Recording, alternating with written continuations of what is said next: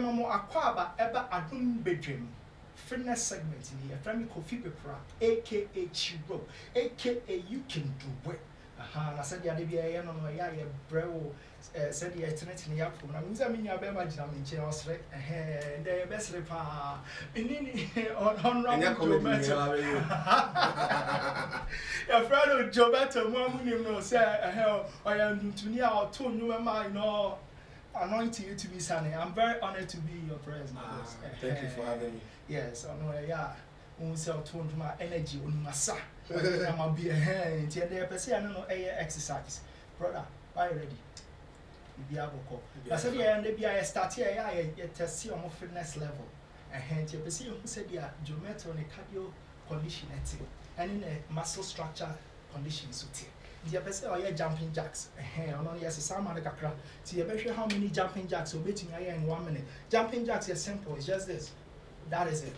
Until any Abema obey jumping jacks and how many he can do in 1 minute. Brother, but why you ready? Okay.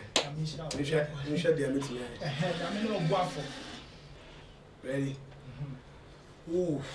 Oh, you can do it. 1, 2, 3, 4, 5, 6, 7, 8, 9, 10, 11, 12, 13, 14, 15, 16, 17. Come on.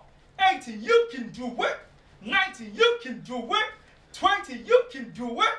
1, come on, let's go. 2, come on, let's go. 3, come on, let's go. 4, come on, let's go. 5, come on, let's go. 6, come on, let's go. 7, come on, let's go. 8, come on, let's go. 9, come on, let's go. 10, level. I used to time it. Yeah, we still timing. Oh, you're timing. Oh, you done any? Oh, you want to continue? 30 so far. Is it time? Okay, no. You should. We can still go back. You give up here. We'll stop here. Okay, we'll stop here. Said in your bema say how no man will do 1 minute. In the first set, or 30 jumping jack. Please commendable. Say yeah. Okay, it's your best I you said yeah, no. Or best so I you now who said, yeah, is it really 30 jumping jacks no yeah in 1 minute? That is his fitness level. See, I say I tried you. The same thing by the maybe I'll be do. So let's try. Let's do 1, 2, go. 2, 3, 4, 5, 6. You can do it. 7. You can do it. 8. You can do it. Come on. 9. You can do it. Come on. 10. You can do it. 11. You can do it. 12. You can do it. 13. You can do it. No, yeah, you miss it, but you can continue. No, feel free, freestyle. Still cardio. So far as you jump, let's go. Go. 1. You can do it. Come on. 2. You can do it. Come on. 3. You can do it. 4. You can do it. Come on. 5. You can do it. 6. You can do it. Come on. 7. You can do it. Come on. 8. You can do it. 9. You can do it. Come on. 10. You can do it. 22 men. Clap for yourself. Yeah. Wow, so you know, I said, we be why dear pa said your hair no, say in your bema na come out. You see, to me, sorry to him, he has a good breath, but good. Have you ever checking a muscle structure? Cardio, no, say, but you're breathing through the nose and out to the mouth. Out to the mouth.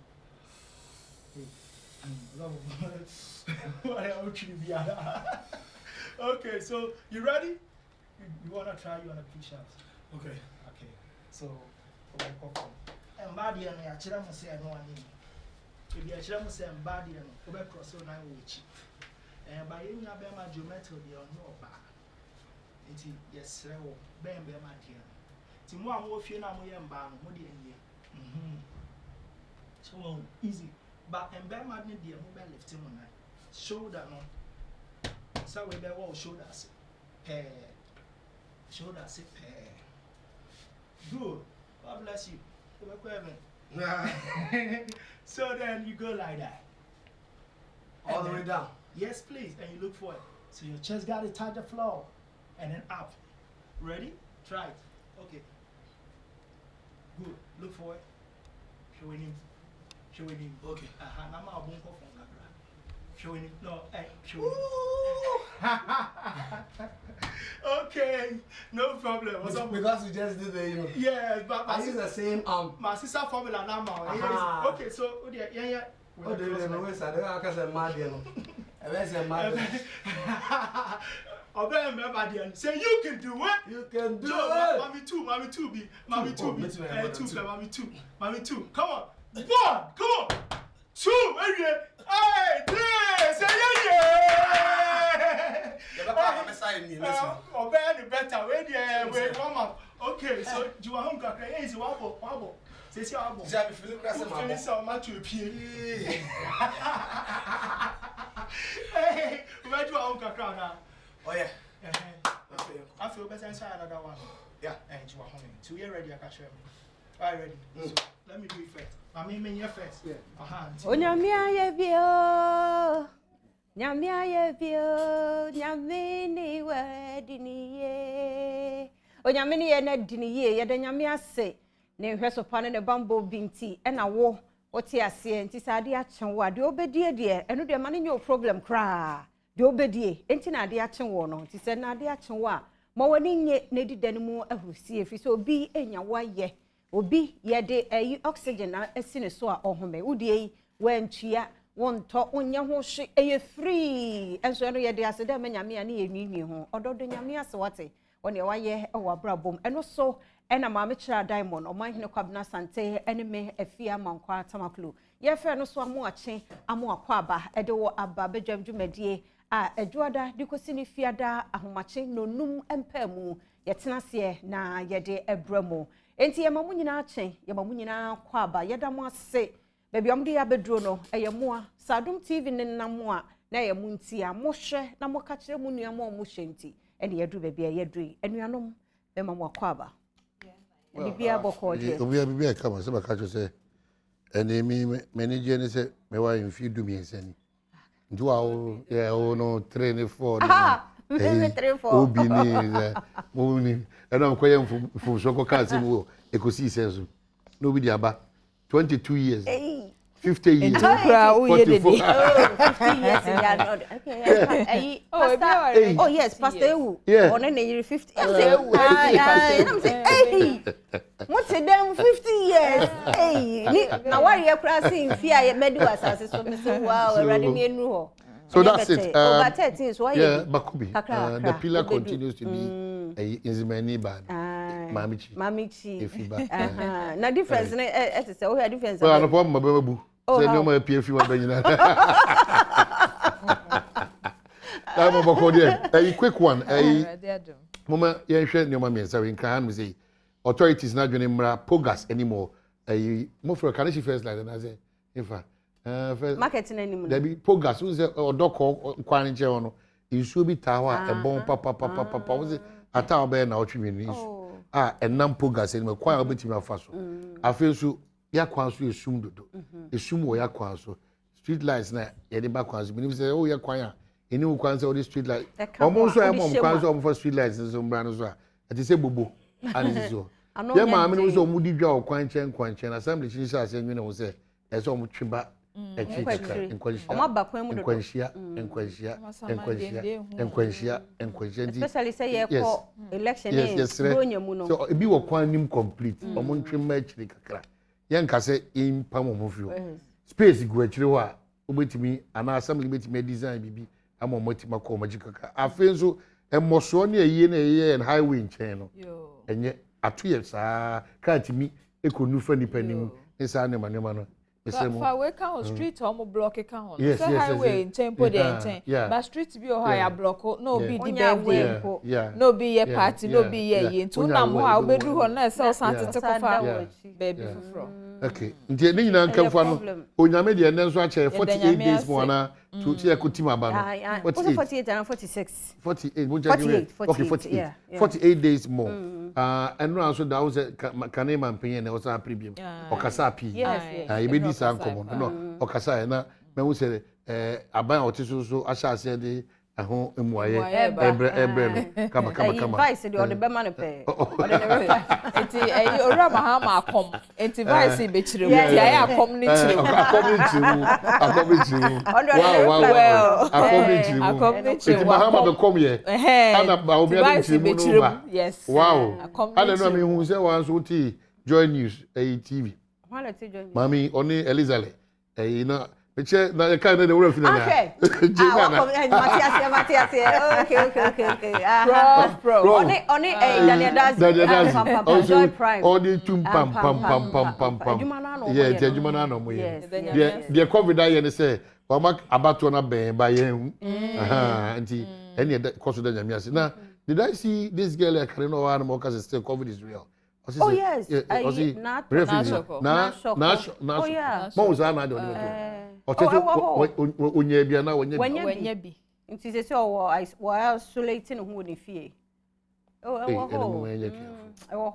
se nyina ya ni da na ma hia age wonsem no unse ahokeka dabi ahokeka na o man Ghana ye nyina no na ye di e ho ahye ma ahokeka no ase ya tiada ene ubeko yiweko bibire mu no de ho ye nsa na ye nyina no ayira so I just can na if you can me ba we can drums say they make on you know at least we dai mu nyina say what that form e di misremo e wo ho cameraman yeah o nai ayo yeah e bi dey show boy okay misremo ebe ya pass e bi e because I can see the man hen ka yero wanya ko see ebe ya pa e di misremo o mi ani na o ebre no de be ma kwan se de bokata okay. For daily graphic shots. But the daily graphic the Bokrata shots no pay auditors scrutinize Domelavo's travels and so okay already Domelavonian sensem no wo person ka wo tu kwan na so auditors sama no kwan fi se ne honsam hwehwemu no egusu akoso no pay daily graphic the Bokrata de infoni aba ha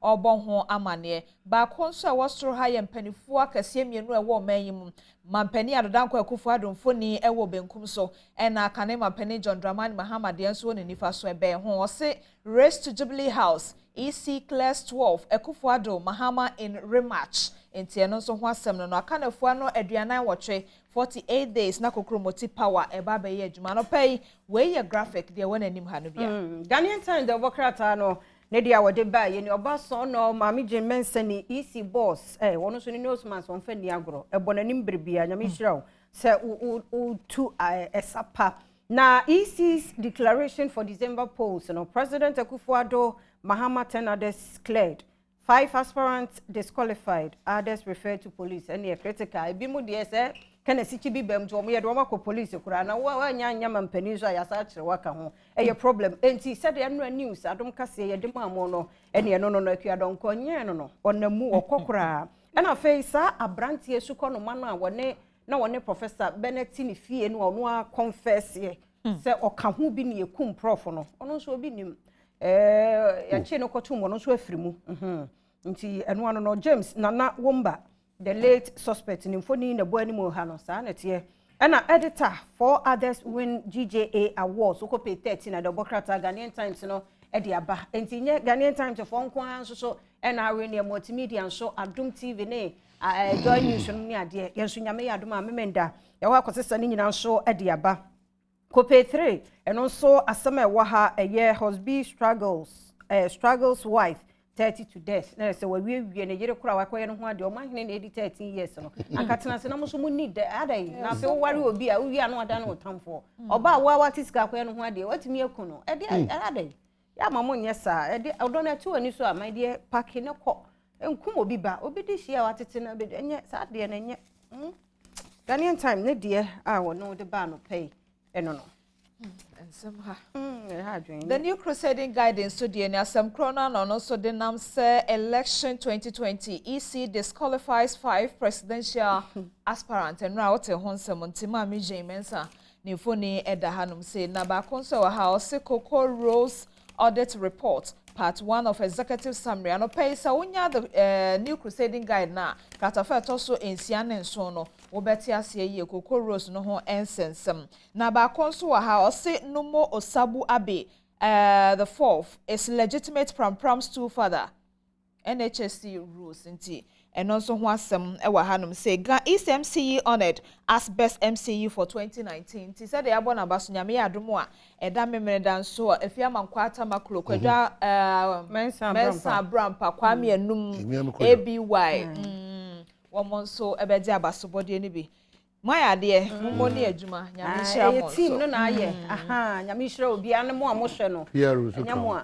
PRO din de mante na person de ni room but on a more serious note no my eya na ni papi na boa na ye tie anim ne akode anuonyam aya omo fa omo so nka ho the producers awards the set designers awards obi sheti na say we set na fe pa PRO no mo so adwuma di e bia production awards and then dey one PRO wo nyira aka ho enura ade a esi ye very careful nirenum na onim nirenum Nya say nirenum so official o my him dem ma me kama se ma sa na makofa se ma ba ma me kama se aha enura say ye news say sound dey see was sound na wo hwe emirikatuo ne enfifira na etie binom ansa na news ne say tumi aba aya yen kai omo nso bre omo nso ye adwuma ne bi so production na bre same CRM for one to so aye wa wasem delegate of Democrats no so electoral commission ayi bi free mo na bi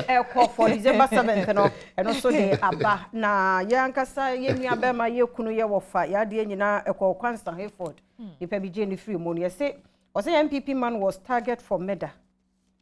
Ote one wa bo trim po so be kun obi ampa wa kuno na wo be kire bo kashin kodu unya year guide anu akan because they say nipa 6 ene ya kire wo mo bi be 3 wo asantemantemu teachers ade no enye say de ehunu say robbery no yeah wo hwe daily guide the Democrat an report na by de ni nyina manyame ono pe ene temuafo enti pay 3 no so NDC we Pastor Dodges police Apostle Kwabno Owusu eje say o kai sa papa bi na hen ono so ne de no e da so ho and yes for repairing fear reject dankwa library claims oko pay 6 at the Bokrata no so e de aba daily guide and some bebre wo mse nyabre now so working can be the chronicle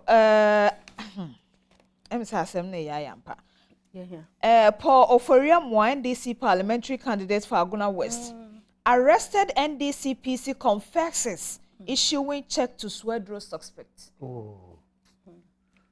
Asem na siasa. Pacho me dey see her. He dey do so no, dey adom kase bedwam die no, ebro.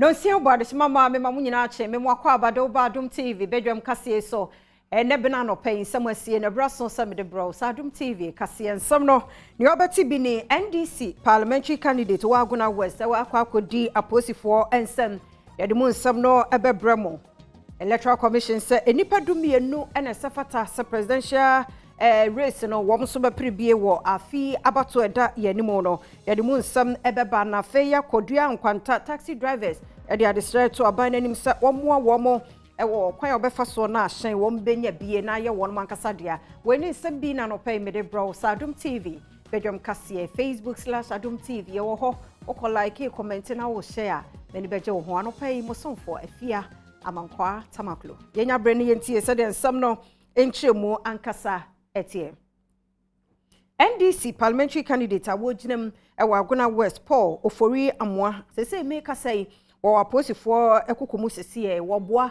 na yaye enhwehwemu afa ensem bia ebeto edwa se oman mu so for wo share gender and social protection so Cynthia Mamle Morrison nipa bi pese wo mu yi no efri atafia asasi eso nsam no aposifo ehwehwemtimu enchiremu ne kwadu a yede Badwam TV kase ediba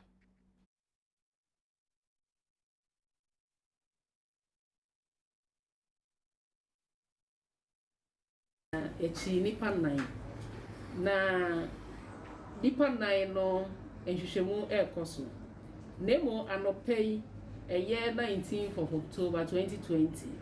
And an Honorable Cynthia Mamele Morrison, MP or Aguna West. About a formal complaints, I'm a regional CID, it was Central Region, say.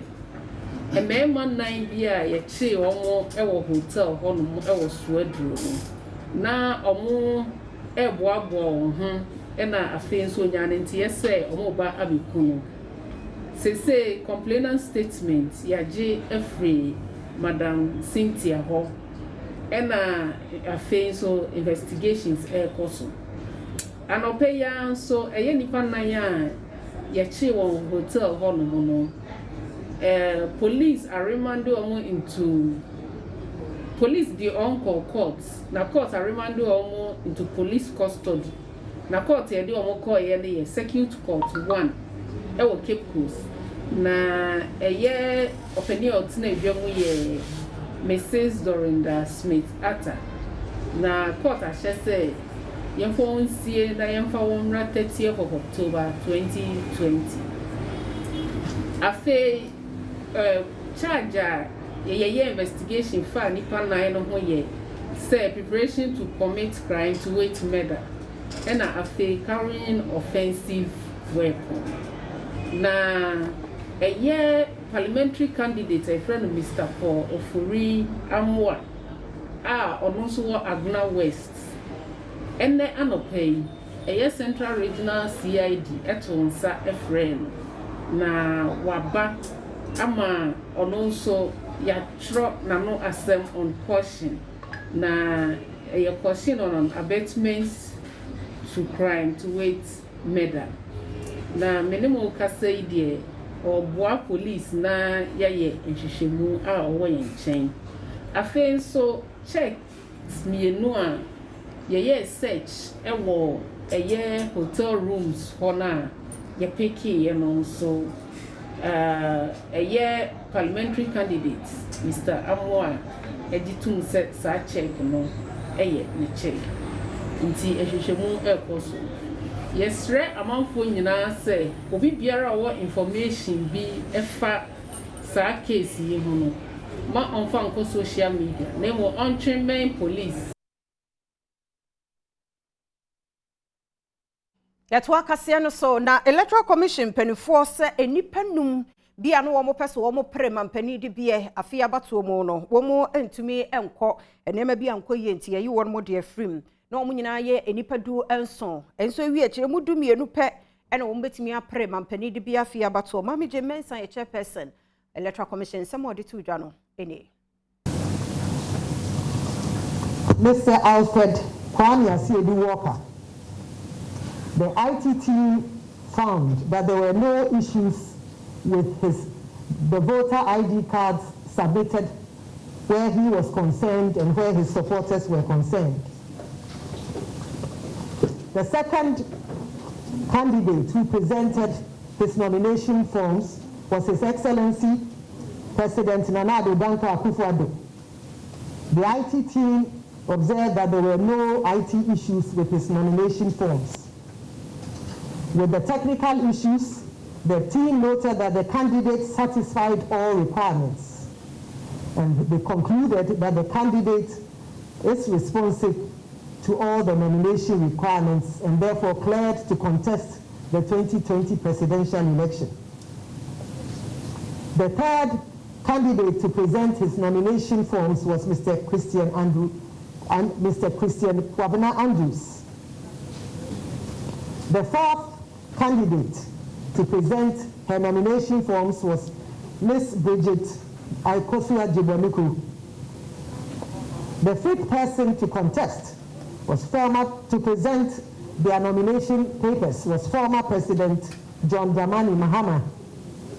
There were no IT issues discovered, and the candidate satisfied all requirements under the technical section. The sixth first candidate to present nomination forms to the commission was Madam Ekuya Donko. She had no IT issues. However, the team noted that there were a number of the ID cards were repeated, and she was informed about this. Madam Nana Kunedu New Orleans was the 7th candidate to file nomination papers with the commission. There were no IT issues discovered. May God bless our homeland Ghana and make our nation great and strong.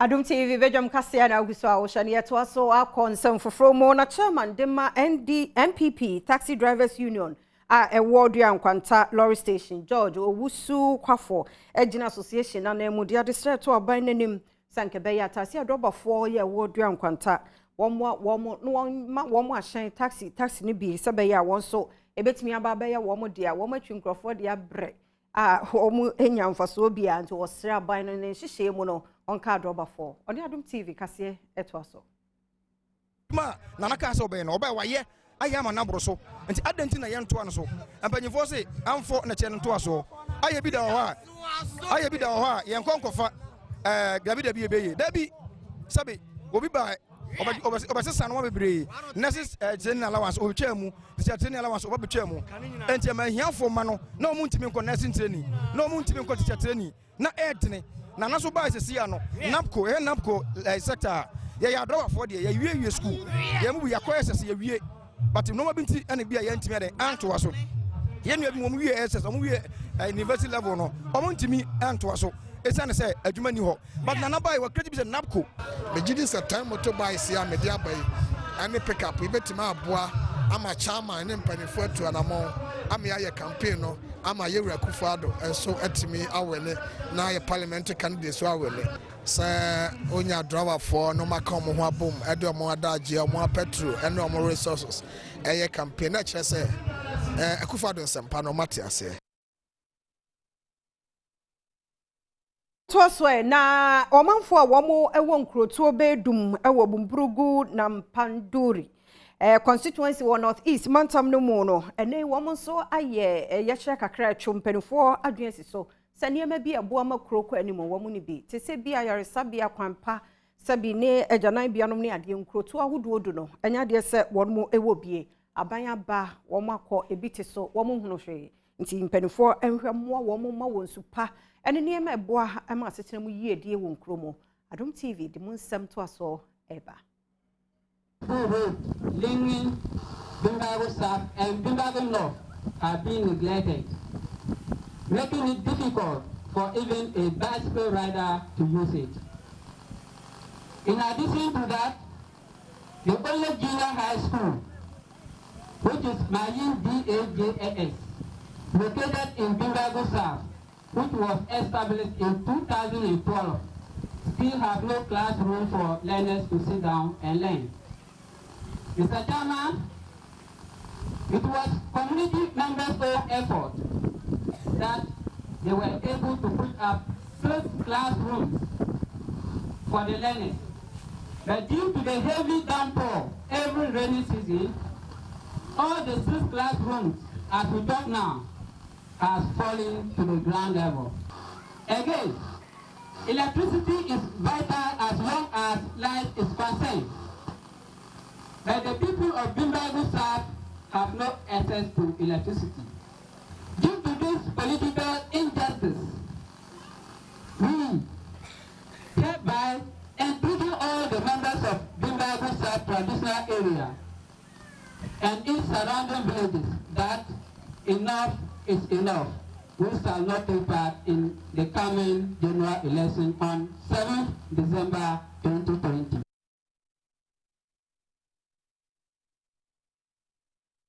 Bia Ghana Journalists Association ya basobode na de etoso aduodo enum 23 GJ Awards no nyame yadom amemendey na eboso ne wi akire no na GJ Awards Committee no wono mo enipa no doso nenso womo a efemu no Adom TV yasesa bebre joy news nso dimu a tesenye bete na sese otumu se damemenda no bobori boboni ema besi ewo man Ghana mu na sei na mpenifo edituja.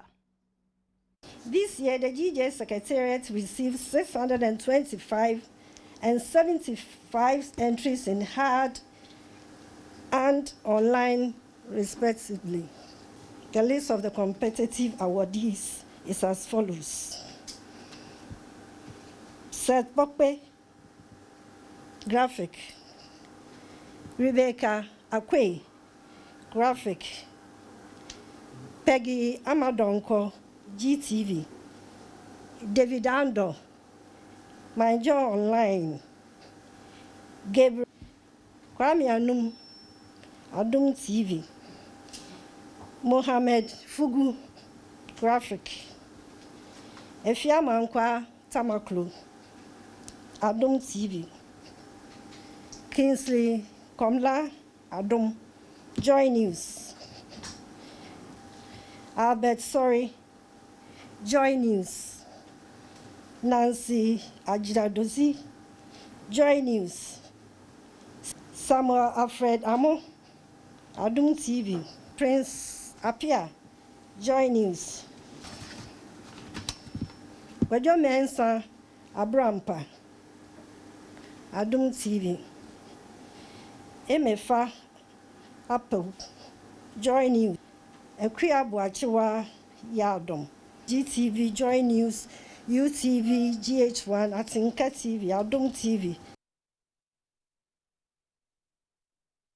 Yanto akasia no so na yankonsam foforo mu na Ministry of Sanitation na make say one more at the dustbins ahodo 370 Ghana Journalists Association so mo fama media houses no na fe yemfa ensisi miamia ni nyina no eye da uba ye body afa efi ho Mama Cecilia Abnapa na de nsemi atuja enti mehunu wo no mu no onua anase nipa bia ne institute and institution no so motare aban achi ma ahosiesie ahonedie ene say important ahonedie beba ho nyina no hia wo mo omba me adwendwene ne ma pie ho ebi na ye frɛ potoka say ye frɛ bibi thinking outside the box enu bi na ye say ye be introduce letter bins to the capitals ne ahwɛ say nipa ebe fa de nema atoma na ya na enika bia wo driver hu so obi anum bibia wie no abuem no de atum sa na ye hwehwe ye mpese ye be petepete chrome plastics ye di take away awie na de da nema we nyina na nsuo ginagina mu a e de ntontom ne yarebone eba no e na we no nso me edi ye mpotamu ni na ye aye ho so ni sabi o duru ba bi kra na bi nsi ho a wo kyekira de na wo hu bia na de atum enye enonko osoafo yi esa de dustbin si ekoma ento aso suku ahodo a ewo Ghana hanoma eye mas Yanto akasia no so enkofu from na Kafam Ghana Limited and wonya abasobode say outstanding electronic retail company of the year 2020 ya we no ehye won mo den wadwuma wo mo ye tonton electricals ho enioma nom ne ade no ene wo mo nam so enya so abasobode KN Unique Communications for ene chekere sa abasobode ya ene wo manya bie sa abasobode adwumadie KN Unique Communications ena wonom ene Strategic Accounting Africa and Zeliite Media aka won ho abomu a wode hyehye so afibia na bra Chief Executive Officer Emma KN Unique Communications ohene ba kwabna kena ene semtrofo atwetwe nkomo no wode to wonom anim se abasobode ni nyina so nyina ene se wonom pese ankrankra ene adwumaku a wonom ebo won ho modin ewo oman mu edwadie mu nsem mu no obebo wonom abaso se ne ebe ya ebetimi ahye wonom nkran ama wonom atimi aye ne echen Yamani Buni ene brand ambassador Emma Capfarm Ghana Limited Miki Osei Beku ya dodo na enim CFN Master Richard anasede da boots etwetwe nkomo na wono so editu da se na hohoahoa bebre se odom Capfarm Ghana Limited ko ni bi esane wono madwuma pa ya wono edi ewo men munti na afi nso kra na nya ne wanwa se wono matimi nya sa abasobode en esan se wono nyama woton ni na no ade a nyama papa na eboa afoforo bebre nso ewo wono fie ahuduo mu Ebeto akasia no so na Tanker Drivers Association so ama bino 48 hours womo how no onye emfama womo wanya dia ene ye wobete womo enkasansem we no pamto berkasie mu nso obetini nyina ha na brema kwan na no pa bedwam kasie no medi besie medi ya fia amankwa tamaklodi adu so ne agudie mu nsem Professor Ike Walasa ye krado dada ede to so ye wie pe na chese afisam so wo mu pensem mu so e wo ho nti odi etenase kosise no nkono bebo no free ha nemo wo pe kase mu da hode ya Adom TV kase pramto bre ebehia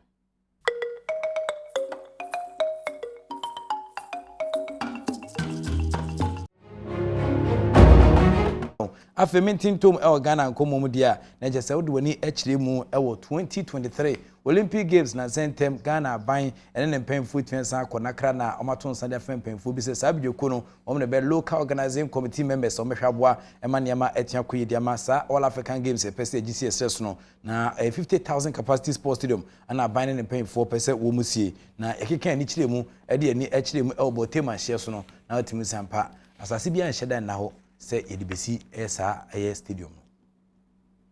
Boteman, Babia. Ghana aban ene mpemfo ya madwen se nyame adoma wo mu eba besi stadium kese pa na fe 2023 yede all African Games no etimi aba enti utwa wani ehwa nyina Boteman entrance ni krona kasa anegu no ekwan fa so kokonu no nano no pe ana megina ohwemu ne sene mesi koso a ensori bebre ana mo sign boss ana ekire kroni emu hanom fitafo hanom kofo na atwa kroni bebre ahia womu na ha anomofa yedi ewra Boteman nim megidie pa se nyame adom na se edom asuko ewra krona kasa mu a nkoma hodo e wo kronim no amanfo ede beba na mo hwemu ne sene nema esitie dia sese die Boteman no omo jese sa abro no nyina no na farming community nkofo a yekuayo ana na etia enei womo so abom sesen kakra womo ehwe nim se kwan biaso no womo betimi make a livelihood e wa hanom enti Boteman entrance no ana uhu was an Yama Asia course into the road to a year 2023 a year Olympic Stadium 50,000 capacity no and a Abijinema Yadesa Komoke say it's me ejao.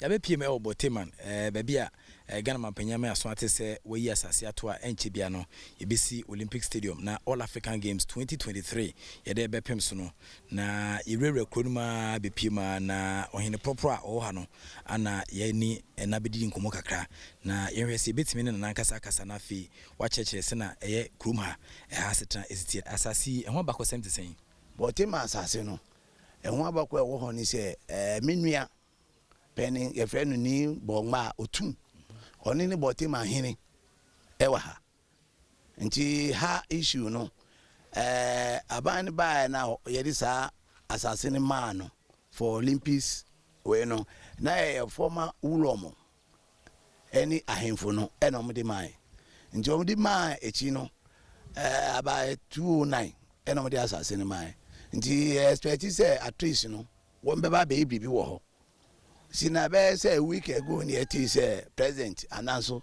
say ade opese obeye ni nti ade asase no de Boteman is aida ho nti say wo mko ho na amanfo akrochi dia ede asetina na wonu wo mede atrance ni ahwe de we ahoto bede ebeba.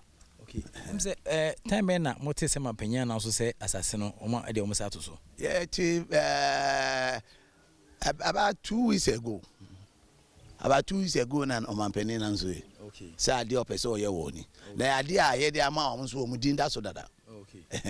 Nyane tie say MC 2009 mo ho ana mo beje sasase na. Beje. Okay. Nti over say from 2009 be pem this time here o manye ho adwuma no nkofo enkrochi asase no. Oh, asase ndi amanfo akrochi. Amanfo akrochi na ewo mu ni say se bi asase de say amanfo akrochi na o se ebisa o wo paper na. Waja nti wo ni paper na me fi say ye be hwe once enyina ye nipa no ye nhwe de we betimi ahwe wo wo mo aye sa ne ama no wo ho no na je say ada ho na wo ne ahemfo no atrance king odafio ene gbobu uromo na je say wo ni wo mata because wo na ni wasase nyina stool land. Okay. Nti asase ne kese be sesen na wote project no hwe be koso.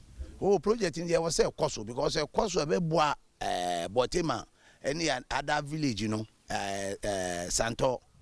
What I say, and I will change so if easily go home, no, Papa caught you hold on to want to be a project in a bebois. I'm about Boteman in Santo in our crony ati. Okay, because who babies are also I now would do what I say, oh, Hannah Meti. Until idea president to me a year a bebois or mine.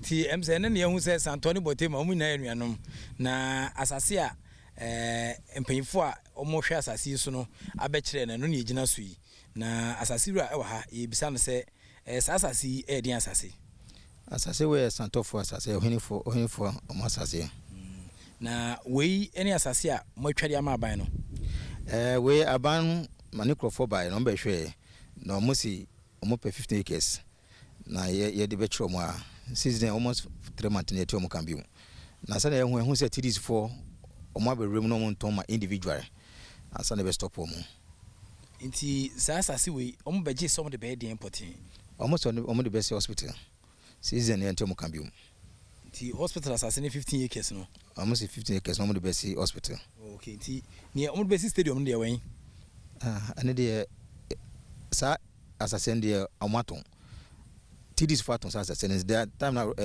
mess time no TDs for aton sa asase nyina nti sa asase de occupy okay nti we ne fresh one a omo beje a nka omo de be si hospital no okay those say bia na enya hospital no be si na emom no on betimi de stadium na na bia sa na omo ka che wa agreement paper no mo so mo de be si hospital okay nti wo hwe na wo ka se ase ne benku no msa se so mo ye adwuma so but most of them omo confirm machine so mo be grade ho na ya before you hu say then no is illegal let's go stop omo planting go stop omo because I na be kire omo na ye be hu say omo afia na omo jump across the other side no they go stop omo okay ti for how long na asase we ada ho asase we ada ho ache more than years ago ada ho ache enye nasem na TDs for so mo aberemu no mo nton ye ko kan no mo the police soldiers for ADH TDs for me for TDs for so me to man develop way to man develop from way now company na omo to me say so mo nton enforce asase say government is asase a omo be here info no na ye TDs for okay nti TDs for no dey na mom sa to me no so omo use government in power omo so say omo documents no encross motor we no omo saplan cross motor we no na omo start say na na e cost no omo consistent saplan no enti ko search wa nyina na obo say adikola TDs asase na so uko archives no ko search wa obo say is family land is sons to land is family land and we got all the documents for there okay enti we any asase a yeba bom pempe be pie mu ewo Santo ha no wo mo ede kire nti asase no na da ho no efia kwa kono ha wa sa na efidue hu na esa ekọ pile ya chiton na asase no na eguo no a chese eno na mpanyifo abesrese omo ede beye hospital na besi sabrede ne agada ewo grounds no chese asase a ye de babesi hospital na ho ne mo asase ye de babesi stadium de ye nya ehu ye sanse omo chese ne Professor Mills Mpenso no obeje no ene de omaton adi daada enti no ne ye de babesi aban ayare sabia no eno ne egusu gina asase so enti no hwe wachi wo ha asase no na eda ho sa na obi anya so adwuma but okeke wani chire ma bon se amanfo nso enkrochi kakra individuals ana TDC for no ana aton ensase no edi amankofo individuals na sisi omodan won chenchen sa no ti hu dan sisi chenchen na dia se TDC4 ana aton dan no edi amasankofo atana sa aton asase edi amasankofo mu a wo modi sisi sa adan a bata aban asase a obeje ne ho business so aban so enye nkrata sembia e wo sa asase so ye nti penfo wa asase so twen se nyame adoma omni aban penfo betwen se hia na ne nti omobeje no wo mo etimi esisudua na omo ne kama nti Santo hye so ne aba ye behwe ba bia asase a aban abeje no ewo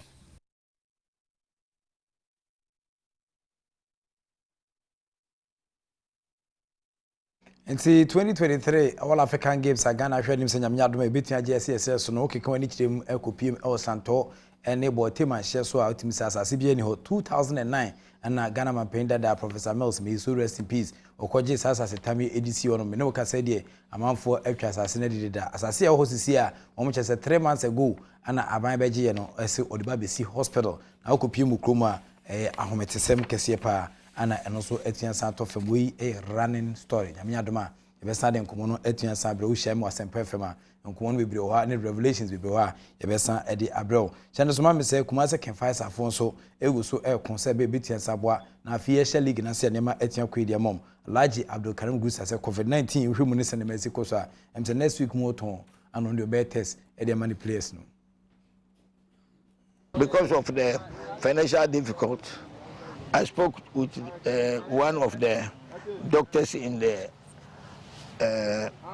office of the corona. They said they will give us chance. We started next week in Kumasi. I hear GFA say they making provision for us for the corona virus, but we have to prepare ourselves before the FA one to come. It's a far different. Okay. But some of them are in the team. So Alhaji, from what you've seen at the training and their response to training, you think that by the time we start the league, they'll be ready? Even now, we need them to push them for the stamina. Okay.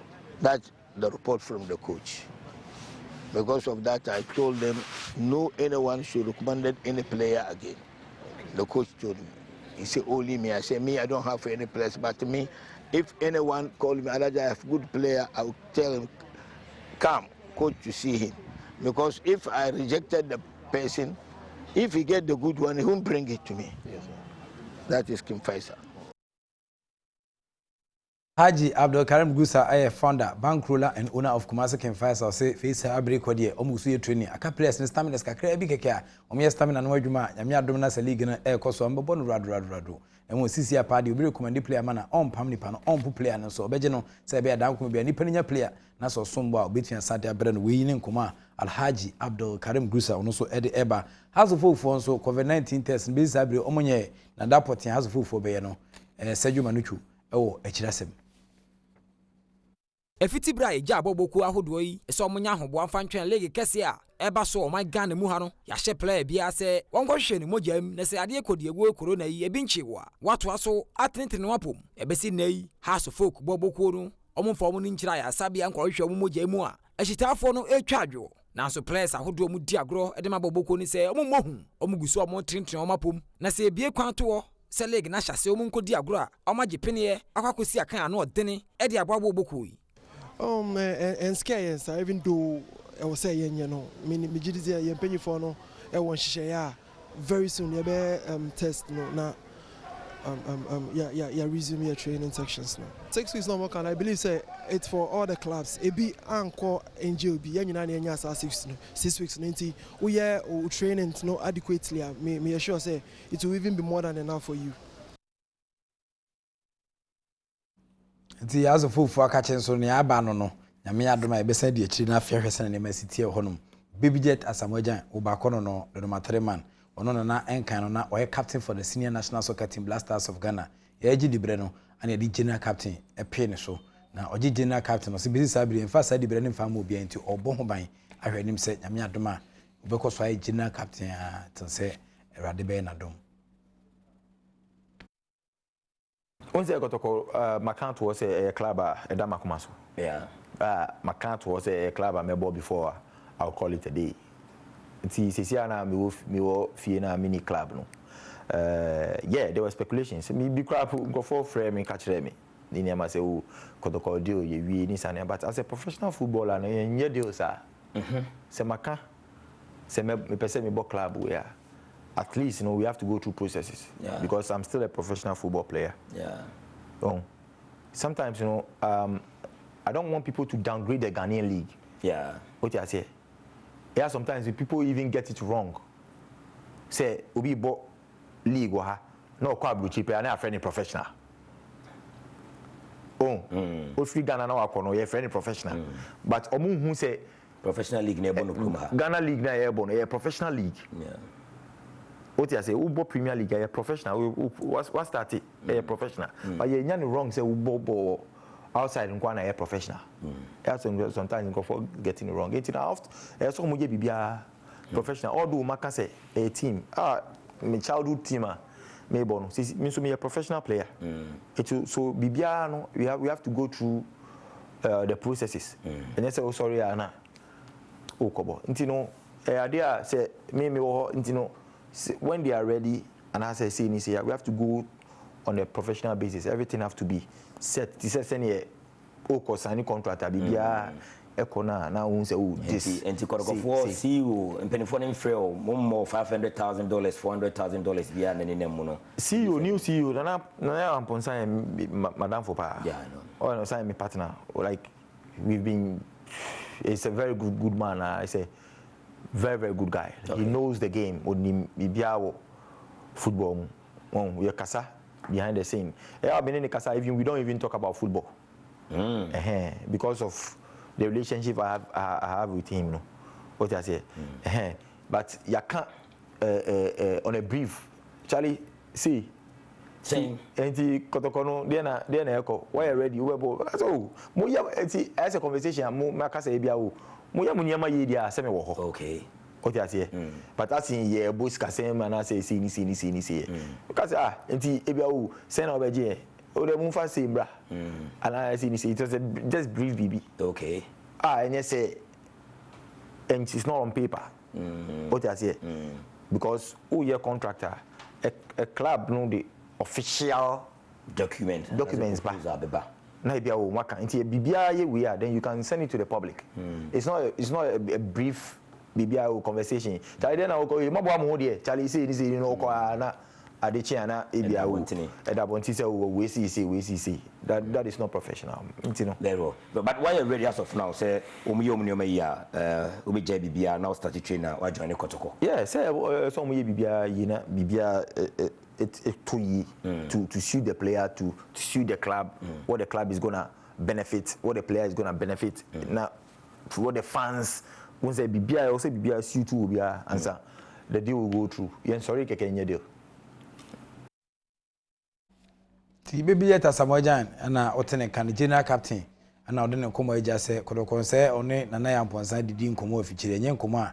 Omo da si ne po ana omo de beto abonten se oba no ntino so omo je bibia na se ye dia still no available see the tennis nyadaje a obeba na obe proper chi dia makorokofo nti we so na migina na me de ne maso dan am si Ghana go kensim no AC che no so ma me se boafo heba de boafo cream boafo ointment boafo cobites anaba on set me can do bia no enam eboa emo pomodon sem 8 mcc obetia frɛ boafo heba 0244726367 na one boafo heba yentwetwe komo yenhwe mo amanema ento ifama Jeffers Health Limited antibacterial mixture for the treatment and cure of gonorrhea, syphilis, candidiasis, bacterial infections be phobia or set me can Jeffers so beating boa emanema 18 to 2 year edi amount. Sounds na 1xbet. I've always told you that betting is better than sakawa. Who trying to be fool and na udini be fool intimisel betting and fanko property trying to be fool was a CBA Japadi be betia koton fani na be gusu e trying to be fool na ubedi ni be fool bet di nso ya ntia fa dwene kakra to 1xbet and one dance and amedema wemu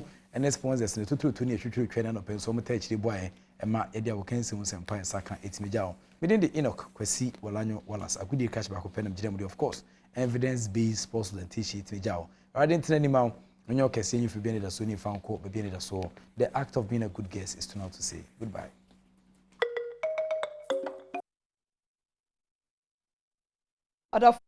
The M watching in Preno so, if it's come out to chedo so, and pay ye dacia ye train so at the amawa, one so will share Adom TV Badwam Jumedi, Debia Mekase, and how much so dear no enough from Nanin and no crowd the other pa. And to say when it take na say 1 year bibiana or the TV no to Adom TV, say ukwe Juma, so what kemo, say Uofia, na say babia wobia, and I'll share Badwam Jumedia, na sekase ayodi, and Yamin Shrow. And pay me watching na.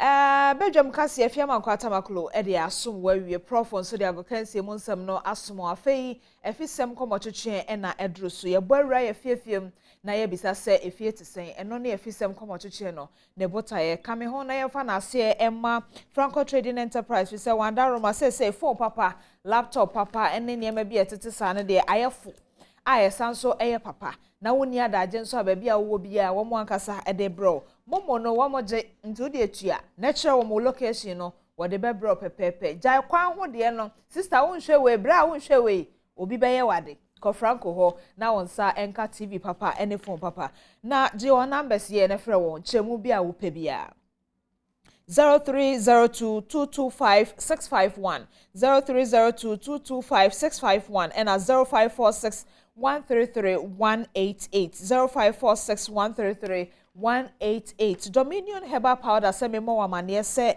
entwe na nyare na ho eno emwa maybe ensi wo dining table no so wo bedidi aso ahu na chese wanom de we eti asem unhia mreke ena wo hia sichire na ehia wa ya treketo anom wo de asa powder kakra gosuohiem wanya wo tea ya wo no mo a esanso esa yare eno ene adwuma Dominion Herbal Powder no eye enkwammo a ewo mu no nso ebekanya wo ama wo mwanya ahoden fra wo mo so 0543158195 and 0204296449 Dominion Herbal Powder o fresa numbers ya won sabetumi akabi ensio na asa tutoi ewo mu a so na asa de ewiem aya hyehye woda eyi enchanse bone boda so na ewia bone so bo so hu bo DBS famane won be boda ne so yie ede ama na wakoma etumi ato yem Sruba Jumadi no me bo amane nyame Adom eda me Director Hotel na eba so audition no 24th and 25th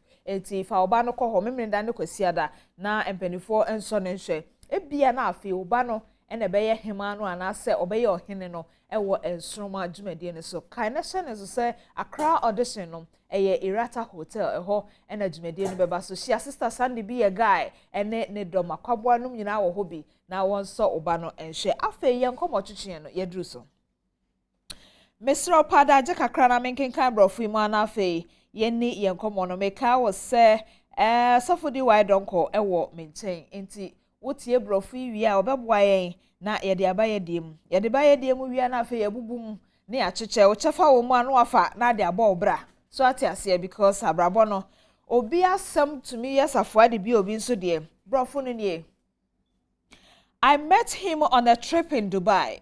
I was with my family and he was alone. We were on the cruise on the desert together. And one thing led to another. I'm a single lady banker of 27 years and God has been good to me. I am blessed. This young man was a sole entrepreneur dealing in car ties but never had his own shop. He claimed he supplied directly to the client, so I was thrilled and fell in love. I later got to know that the apartment he lives in was hired, and because business he claimed had gone bad, I naturally started supporting. By the time I realized I was full-fledged financier, my worry is he won't call to check up on me until I do so. The only time he calls is when he needs money. Recently, he called to tell me he needed a top-up of 25,000 to buy a car.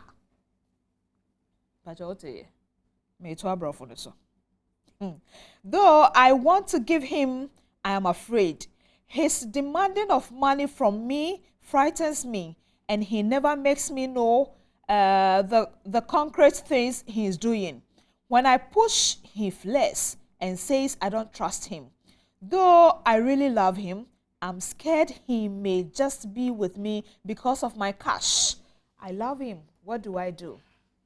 Okay, so the bottom line in our say me too kwanya ko Dubai na msi akrachi na me me busuafo na ekro ono de no no nkwa no nam enkomodidie mu ase o madwuma me ye ne se metoto ka taiton so ahu na mo me sada ne shop a wodi wani ba ha behu se diamond we me shop ni nie fi se me kofa ya na amafo je demand ne wo high ntina ne me de ama won ma jimi sika gumbotom kire na me hu se ba bia wote no kra se wo high krachi ye o wo sika e de kokwan so kofa ties beton se ba bia wote no kra wo high well se ne dan high de obi esidan so wono de high no so high dan ana mbo aso nti eno de nka enye problem sa na mo na rate se obete krachi nka wo phone so se wo frɛ no a na mihia ono so ye adwuma o bank nyame nso ahyira no enti ene ya na wodo bra yi nti no ama no kakra se bra no di man ne se ohia 25,000 Ghana cedis kanetete no 250 million cedis e de aso ne sika so de akoto ka em so akoto ampedu bi yam ni bi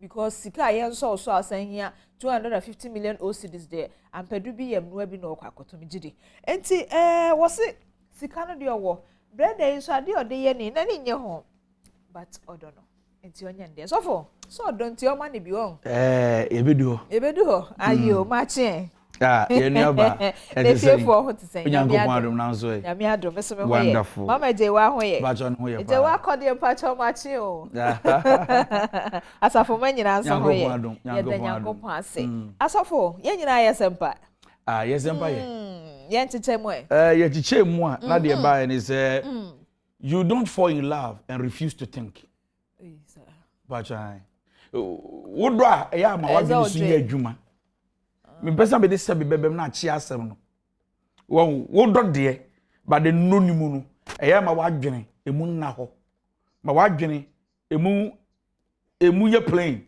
so that you will love and not refuse to think. You cannot fall in love with somebody you have decided not to think because you are in love. But say odo no de chiwa wani afira wa dwen nya dwuma wo tesa adwen no be da dwen ana na nya sa no odo ne ti enya no kre odo momu pa de ka wo fall in love afi kre no so adwen ya dwuma oh yes but ni papi ta ka say odo de that mean odo no to explain something but I say the problem we have is that we have turned courtship and dating into something we don't even understand. One of the reasons why we do courtship is because of examination. So we so nipa na hwe. And I say okay. Examination here. Some issue we hu wo. So I date you or we go date Krista. I court you so that I will do examination. In other words, I will take my time to know who you are. It is a me will trim pana. I can pray ni mo no. Enye yankoda. Yankoda sex. Mami sika, mami dine, bombesia. No, courtship bundu ho. Ya mo besia o courtship mo. Beba. Enti me se ope na wa peni a. De di kan ya mama se ope ni say ya be twempana ya danfo dating. Ya nantia na mahunu o bi won abisusu say mepe. Ya mame, ma se ope. The time me be se ope ni ye mra me ma ye ready for marriage. You don't propose to a woman when you are not ready for marriage. No. Oh, and I'm for dating for 2 years, 3 years, 4 years, 10 years, 15 years courtship. Na so for tobo. Onipa na wo pe no. Na wone na antwen prentu anamo kakra no. Na da na akope no na no are ready so kowa. Obede hu ni. Okay. So the problem is this. Obi obusa say, how many years or month do you have to be in courtship and sign award? The truth is this. When you are not ready for marriage, you don't propose to a woman. Oh, let's be real. Into who your bands no be so pewa now so you're ready so be worry. No, you are wasting time. Okay, wasting 3 years or 4 years of your time. Now you do me that kind of idea no say on you interested and I issue and in the bank was say now ko so be book kwasia. Eti anything you want dating, courtship, marriage. Okay. So dating is when I get to know more of you. Our sex in my okay. Then the day I propose, 18 wash mrofuna, do be propose marriage, you know. Now be show kawa. Anya de no. Or shower to say why engage you or nanu ato so. Enti da ye be parents ni ye da awade na nka seba. Ba ye kromu ano. Ye be show kawa na ye engagement. Ye tradition. Yes, ye de ye custom no. Ye de no. But ansa na wo be do ye de no. Now, so dating, I need to know you well. So the day I propose marriage, yacha 6 months, 1 year, we don't date for that long because when you date people for long, you become familiar with them. Nyantia, emema bebre ebreking makuma bebre ni say or they teach not be too familiar with your nature, your attitude, your character. They feel like when you or ba will penny be. When your marriage material because who soon know baby. Now, it doesn't matter how many years you date a person, you can never know them. No. Courtship is like buying a new car and yet not driven. You buy a new car, undriving, you will never know the kind of car you are driving. So courtship is like buying a new car, but the only way you can know the car is to marry. Who are the car no what to? What engine capacity na one but this that is why in marriage people get surprises. So I mean 18 4 years but me worry no what. Okay. marriage mun ehun di party ne say marriage is for the matured minded people. Why do you need ya men ko ho? Why do you ya and alcohol? Now I have a problem with this woman. Tina be ba. What to cry? What do abusia? Brother is here to cry. Okay. The fact that somebody can go to Dubai doesn't mean he's responsible. Everybody can go to Dubai. Everybody. The means to get there will be in the process. Okay. It was you no go Dubai and just say no want on this. The means to get to Dubai no a process. A process. And will be in the means. So will be na de call here. So ko yes kind of call here. So will kotale shape. So we are credit card there. Where do Dubai? Dubai no tipule mausia no. You think he's a businessman. It's naturally say sometimes most of our women are deceived by appearance. And what they seem meant to be, yet they don't know them without examination. You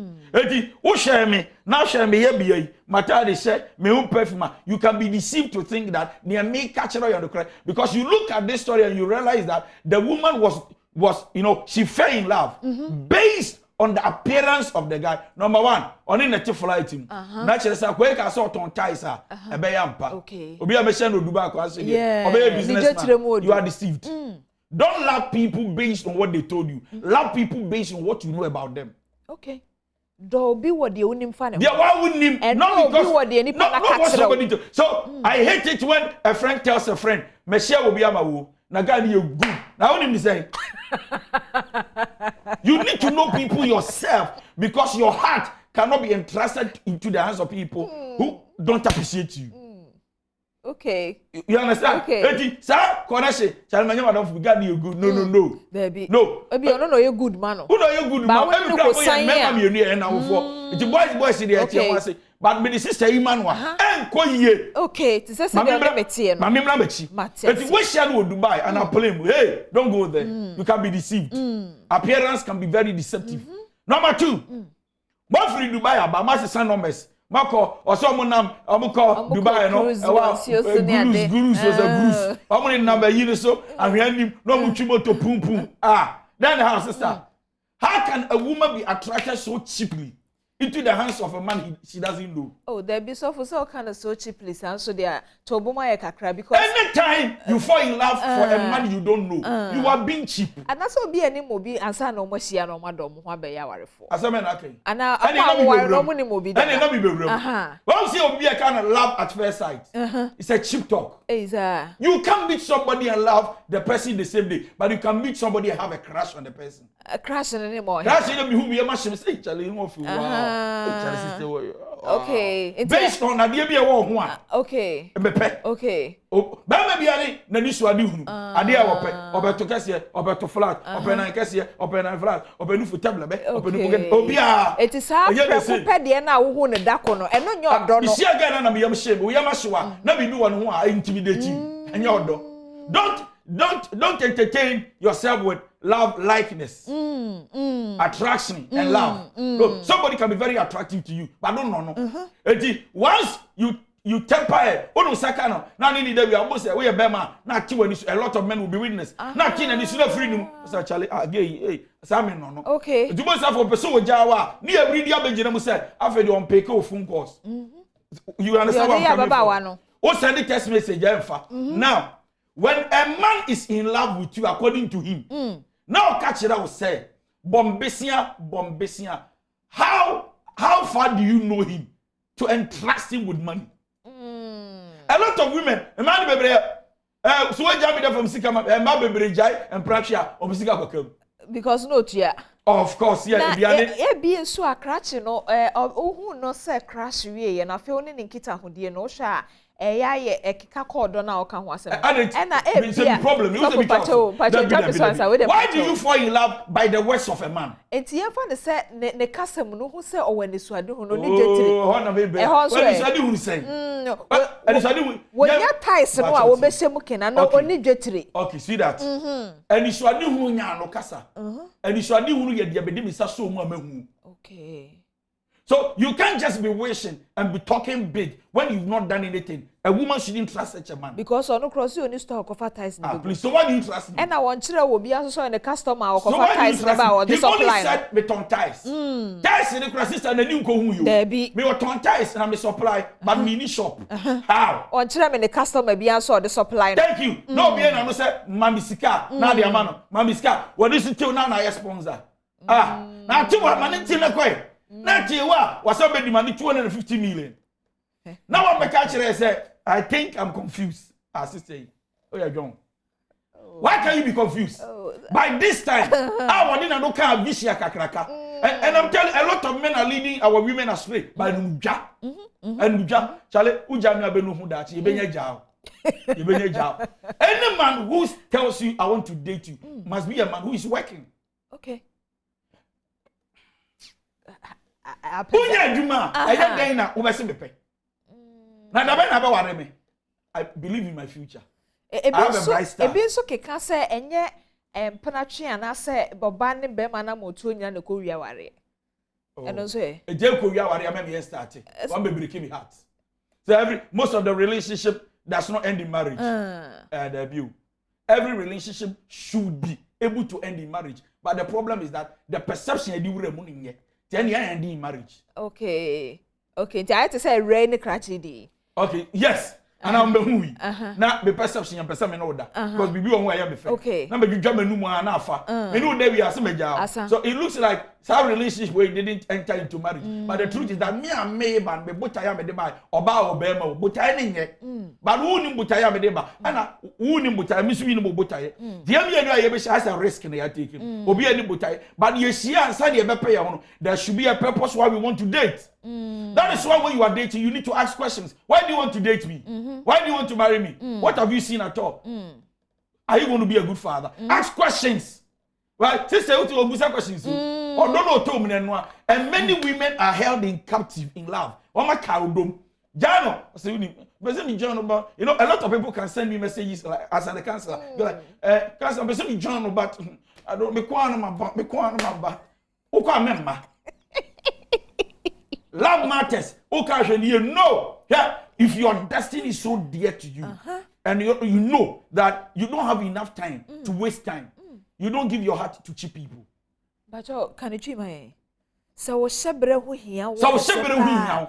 Now that you we need that so. Okay. Now you say we need me do a. We say ni wo wiase a. Umfo wakoma ma be ma wo mbu oba.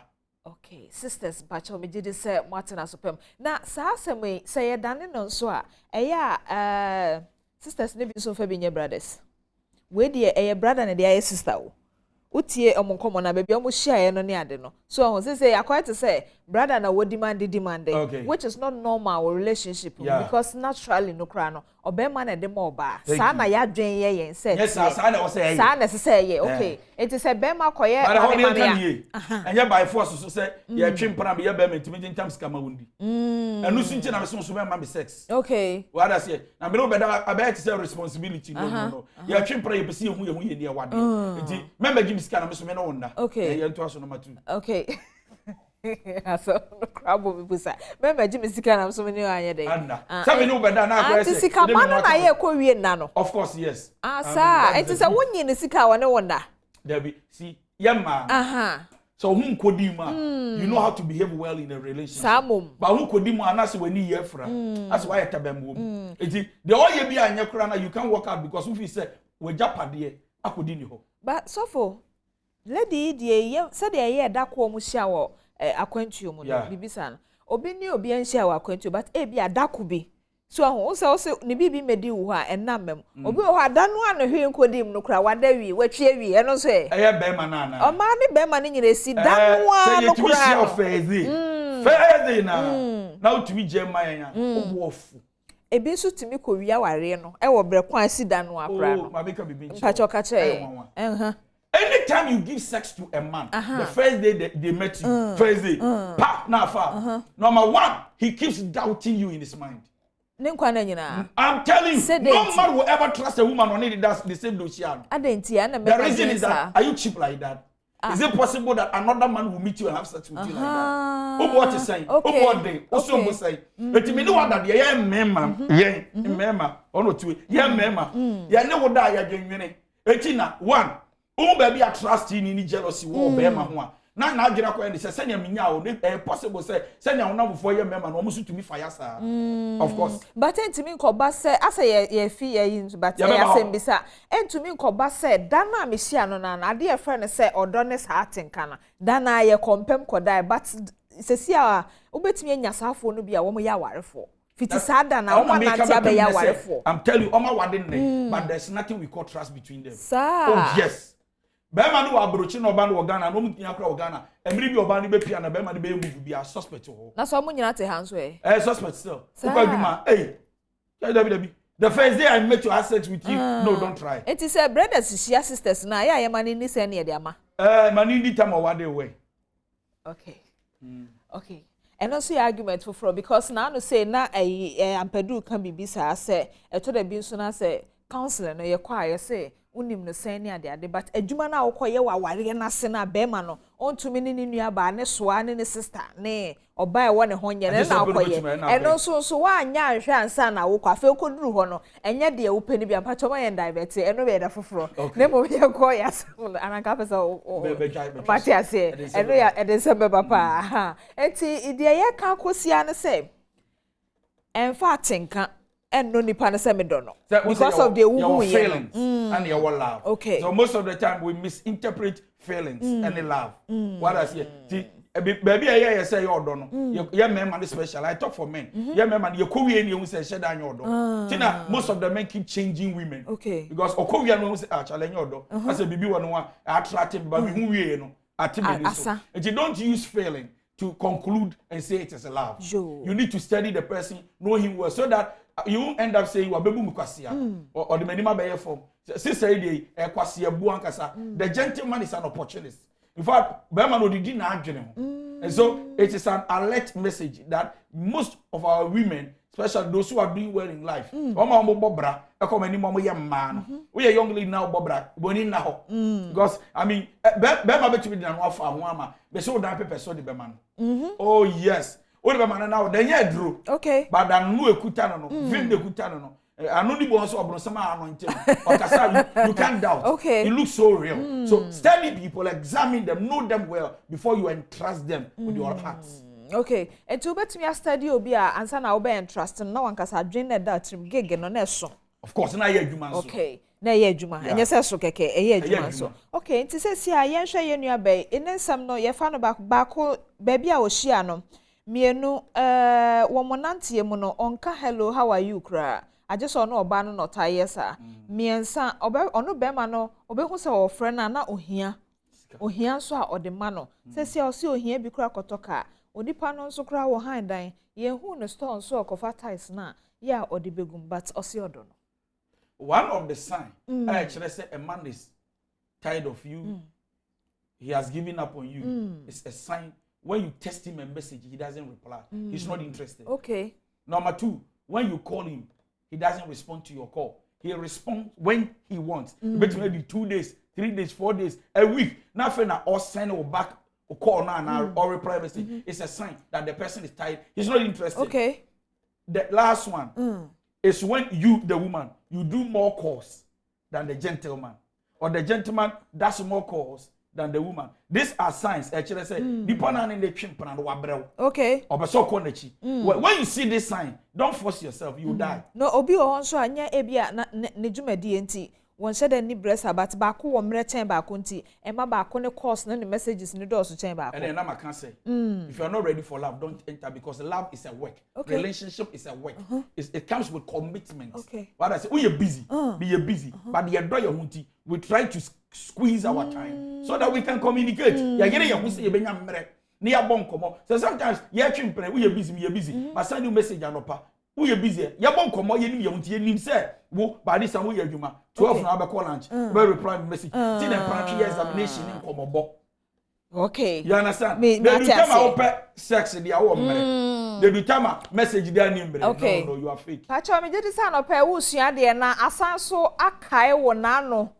wana motu no mpacho fra ye ne nkomo ebi ana wonso de ya woni ye bete ebetumi ama obi ani aba ne ho so no watena se yie so ate ase watena se yie wa abrabom because enye de ye ose eyodo no na eyodo ebi ana sabi wo ye agimi 0302211701 0302211702 0302211703 and 0302211704 mpacho me ni nkomo na no wonso fa sa anamoto no su bi akwakwawie osen anano bra yishia wa sister yishia wo ya dano na amokoyo ye since then moyo anase eja wa kwantimfi anase mo de akowura warem so for akacho se fiti sada na woje mu no awi aware kra owo bibi wo ne tirim se wo betimi ayesa ba bia obedu also was high experience ni bia mayente anase wo de dano a wo de my but since then no modom hotem ho asese obi nyin ni se sa betumi asi wo de ene sen Friend any komo 03022117 ma yesia ade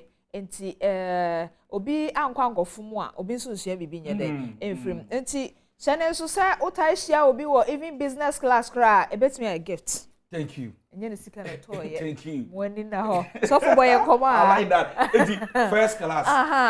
You say question. First class sabi nyampala de tena ebi wom ebi kura so na why obi papa no se kodu my majesty bra me da say hello majesty. Yes madam. Yes bra penny na pomoe ya madam ya na de watare de efe pa me da super me da nya michelle pato ye ni komo yes sir papa no bacho do kan no me njintu ne wa hia gen say u de ti obi a say na say tension aware no Minjintu ena yeah that be pacho yen correct answer pacho wan kan sa o say eda obeka kire obi say udono no behu say udono no na o ware no but wan kan say oni obi atwemp na wa ware no dabi na sister so the case no so sister pacho pata no so ya we say obi wo ho aso mi mfa me de kwa example me share my wife na ma ware sisi ano me tefin ka ka hwe enye say of premier o na wa fa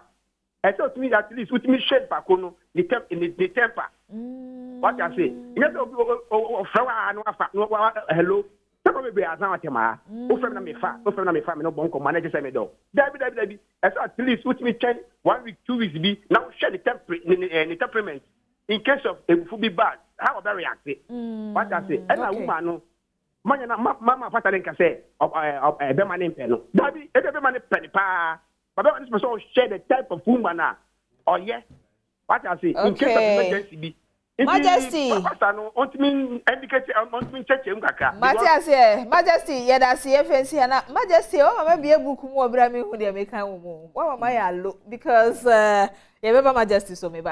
Hello, Gideon. Hello, good morning. Hello, Gideon. Good morning. Hello, Gideon.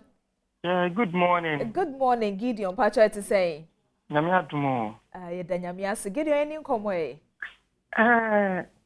Me say anopa we miniaje wo discussion na mo ye na. Chancellor na otio no. Je o kanu de. Me ditum pa say na o make statement bi say like obi wo na o hye say na oni nipa no nkomodi de mu tie. Na won say aso e tiadam nisi no. Nipa no oh yes sana adwena me ameka say ebi atumi da yente hiya pa yente de na si ye oh mini ababa wo ya gyan ahyehyɛ aware ni bibia ba ebedu samre bi no obe friend no obefa ofa ni kase mu no tu want to say wabrawo like enye say onye ready so obe kasa no enye ready so obe kasa bibi sa ase o cheche no bi sa ni to se so ofa ho adwen okay ntino me fa ho adwen me tu like me tu ma na mo na me adumi bi akoso yi ama me enti ebra sa ba no wo ma sa signal na wo twe ho no ono so pene so enti ma wo hu se na wo mpe wo oh and yes once we put here that such behavior no na me hunu to there we say me tu hu say yeah kweka konye okay Matthias me ni abema me say the man e kan dey no kwatru na the woman no issue no the make say me tunu fa make say Scan the money from my bear man. Okay. Yo, Mate. Money from my bear man. That's a pa. Young call Majwa so. Hello, Majwa. Hello, Mia. Good morning. Good morning. Majwa, Brebi, Emma Wuchia on. Oh, the vineyard. And I want to Brebi. Baby. Okay. You got to me, okay. But I ain't you. Yeah, Nansino. And I'll pay you when you're free or any time. But in the same moment, your mamma tears, your pay and your order. Also, the idea, the big chubby crana, but I don't know, pa. Oh, I said, Sunny do our so do be a bema doa. Obit me, I shall be we are the name of Becca. And you one day no. And you one day now, dear no Becca to see. But said them a bit young, many briar drink. So be young, nay, or no better. Sister, any sir. If you are fed, you may go point out of my idea. Okay. Any kuno, any time, or call you more where the purpose said be on the traffic picture on the screen saver. If we never come in my memory, Mr. Penny, and I don't know they want to know that. And see me in the home, man, home. You should be. I know a man what day. A man what dead do. You remember bit not answer me, but Sam Reno. Me and my say me any dog. Nama ya jim befi. Then I can't say no baby so can make Musa Miskada. Okay. Musa Miskada, but any dear, ye need be. But Mosone mo dear mama sitting here dead. Yes, yeah. Majwa Papa no, in your band, me. It was me any down so clear one down for them. I want down for what do Majwa Yadase. Yadase, Yamisha, or say, Mikuno no, Madame for no, me or Fano, Minia Bema no. Majwa Yadase. Now, young far a yidi in so was it one yarding a friend say, I yarding chere. But baby, our kind, yes, say, and they be correct to say, or say, Obia or Bepen, say, only the wire, there be any son and no patche. Me cry me beside and say a bit no more honswa, it's me courier. Our rebent in yes, and na patch. I was a Juma, you were and you will be an baby, man, and fire was. I said, you have a message in your own. If you are now a baby, so man, they pretend to love me. Sure, don't laugh. Sure, yes, can offer, but you're saying, oh, friend, and why you know your, oh, yes, can offer, and a guy walked to me as a counselor and told me that, or they give between 3 years, getting feel, but getting yes, go between my down, you know. And they said, you want better for fun, and or just the talent to or be one month of friend now when you're not getting a friend. So a man is here, a man, but you might no pay. Okay, so bit here, not the a yeah, they are one more when near the home. Of course, and I feel so can be for temperament. So I don't think so. Only need to say and a money bino. You have to say a business now. Oh, yeah, now watching out you know, only in Casa. Say, hey, but although you're so sure, Obia Kuma, Oberson, I 1 week of flower for I am a man for 1 week. I'm ready to obey. Hey, brother, Mr. Reno, Obia Kuma. Okay, yeah, Brana so, and so for the white uncle for some tia will be bop for my and ear fans also. As empty hour or is maybe you forward Dasemundiago, a ubi Dachi will be shabere, or bar a door or the crown is soon in Nipper, are getting in the amount. Ubudi Quasia and they said, what man of Phyllis or Yinipa. We are bear man so best when in now, your baby answer near Wadeno. Yashi, walk of fire department for back. That's Nya wasopano onti ye na hyene so se kwancha de efe ye de sika neto na enye hyenhyen nyina so na eye sika hokko business class obi betumi ato tikita mobi obi betumi mobi akọ Dubai no no kura wodi mu de kwan fa so kọ Dubai ataka aye twi kura aye ka nyina na obi ngofo de obi mo kosere correct ni ade my sister ne brother mwani na ho a ebusia ye nkomo twetwe no ye de asi ha ne mom me ne sofo di why don ko na awie wo de me ne won wie me san no won nkomo twetwe foforo nti me sra otwen me me basisi asofo that's it patch up with that sure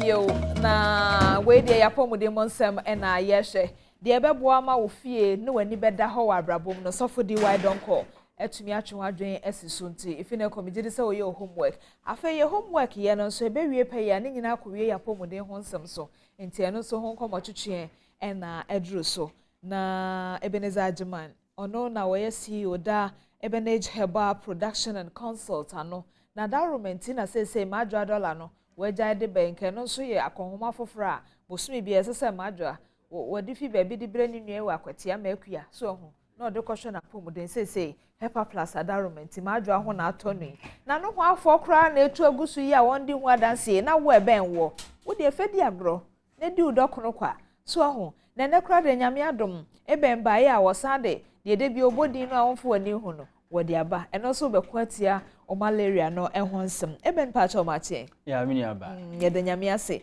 na me fa wo so aka che ma adwa semeda na senso ena no ma me ne me production crew no yenya $10 ba na $10 mensa na yenya $50 anabwa ma adwa ye da ase nyame hira pa ye da ase eben ena be mani beje ho se ye be sha ase afi kokko no so de sin finfin no because Hepa Plus ne dey I just said na so den ye be ba so dey ne momo no I just said na so den enti pa cho ye sha se mfi kokko because kokko dey ohun kokko na chese ni braba ana boa enti pa cho eno ne ye dey wo here eno ne pavi no ye dura ye kan foma obia o how anaso o yare bi na all recover and what repair body cells are damaged and say support system no my system na nya hoden nti ebenege for ye de pavi any plasmos ba ni nyina na ye botai ni say obi nya malaria eni say okode duro so che anase o treat we kra as still na o how anase as wa ye mre bi obi be no malaria duro wi na adwuma prone to me nko nti ye de plasmos no ba for malaria and you be kan ho ase na pavi na ye de be kan ho ne ye say emo ane ba oni padua mu a e de how bebre ebrew esay o cells ahodo bebre a won say afi wa recover from malaria enso na say ni padua na nya ho den menti apobisa no enu nti ne de pavi ne ba say ebe ma wa ho den nke no no obi mu say ya ho den ebe ma wagina pabene na aboa a support o system no ne na adwuma yi bia nti e complement ni pedua no kwan ya efa so adi yare so nkunim ti ye dia ba be support plasmos no se be ya obi a o treat malaria watu yare na ase no bribia no bon se ne ho adin po sin time na onyare ye no ti obi a wonya plasmos ne pavi aka ho no bribia no wawie na brabo bribia yo nti pavi no ye fa ne se bia enye malaria no obi anya but obi o ha wa yare wi afi na ne hoto no ono so ye ma no nya pavi na be boa no because supportive cells no white blood cells ni pedua na pomodin no oni be ka say immune system support na yes aboa ema wa recover intention to go how o de duro so a all recover doctor say ne ho ato no but afi na ho odin no eba onya pavi no ka duro bia onom ho a eboa ne pa na de wa wo foforo so say eye support duro ne support a eboa o system enchiri obi a oba no be ma no mabofra no bia opese na pomodin ho asem e konkan especially all recover from yare bia no hia sa complement no from the immune system and I say asempa because say ni pani ada je so bi ho yare wie na ne ho to na yese no abeduru kakra no ahwan kakra afi na akosoja na woni ada je kra hwa no wantumi anye etu nya pavi no a na o dia support yare bia wa wonim say doctor de wato yare we so a wonya we ne ka ho support o ahoden no bante okay me je de say wa wo hia no no ebetumi aboa pa nti pavi hye nso edin ne ye pavi we nya ayi awrebefu bia pavi so ho ha na ode o kai papa vi kura so ho papa vi na nka ma papa vi a yetwa ne tiawa pavi na etumi aboa na ye hwe plasmos no so ye Ghana ha yi de unya hu adura ntontom da ho a no anya line no meboa nti we ye nya line no pa cho no ye ne we he no ene ayi malaria duro no plasmos na din ne honam se on se plasmodium parasite no ena eduru a etu ase ntem no yese plasmox na ade ma eduru we doctors ne lab technicians ne woni a eya pomodin ho adwuma enti hu jai kra yese o hwe bibiduru ahodo na e wo system ne mu a se yebenya malaria duro bon so mo atwere gu ho drink 7 bottles continuously for 8 weeks now number of spoons a obenom se unhu de wo yo na plasmos we die assurance ne yese onomo a symptoms of malaria wonu mu yo onwuno wuti yo ya obosofunu wapo ni wapo so de ti di yare malaria de bro no wo assurance within 1 hour why stable o say tried and tested. And one day. Within an hour, na a stabilize your system. No. And one day. And then 1 hour don't hear about coming can tree. Na wonu ma yo you know tibia na yo ya malaria symptoms and near my de breo no so de breo no. Within don't hear about compare no. We okay. Oh, any plasma. Yeah, I am Pedro no. Simple. Aha. And I mean, the big here for Nina. There to within 1 hour. And yeah, hours so. And if I say about 7:43 by 8:43, one what? Utina yo ya utumi ko adwuma koyo. And yeah, the ebubu agu ho de bia. Tried and tested. Na abusu ahwani yo. Your friend plasmos. Unya is stable a. On say yare mo no asase efi ho. Okay. Na you free big duration of treatment. We can say na me stable within don reba compare 1 hour no. E mo na be di say na me koye test the be negative for malaria. We within 3 days. Edronasa. We test so minus MPs a parasite that's a malaria parasite no. And that's a plasmodium parasite be any hobby. Ebusia number no because asempa de ya na yen time twenche so 0542 807 907 0542 807 907 eno ye baako de etoso mienu nie 0542 778 572 0542 778 572 de etoso miensa no nso ni 0549 297 463 0549 297 463 sa number si so won saka bia ebetumi aboade bia metai ka se nipa ni adaje ena wo mre no de bia che yade ena wase na da honum apahu aduro ni ade so ho don hore na che se wo hu se wasinki wasipi eye na che se watu aso anom nansa ndi nansa na se o make sure se bottle ne besa enye wa akwa na che se mo anu kra no wo besa akotest no wo mo ko ba bia mo fi ba ye kra wapam wo the nyamia say ebenage we challenge ani enya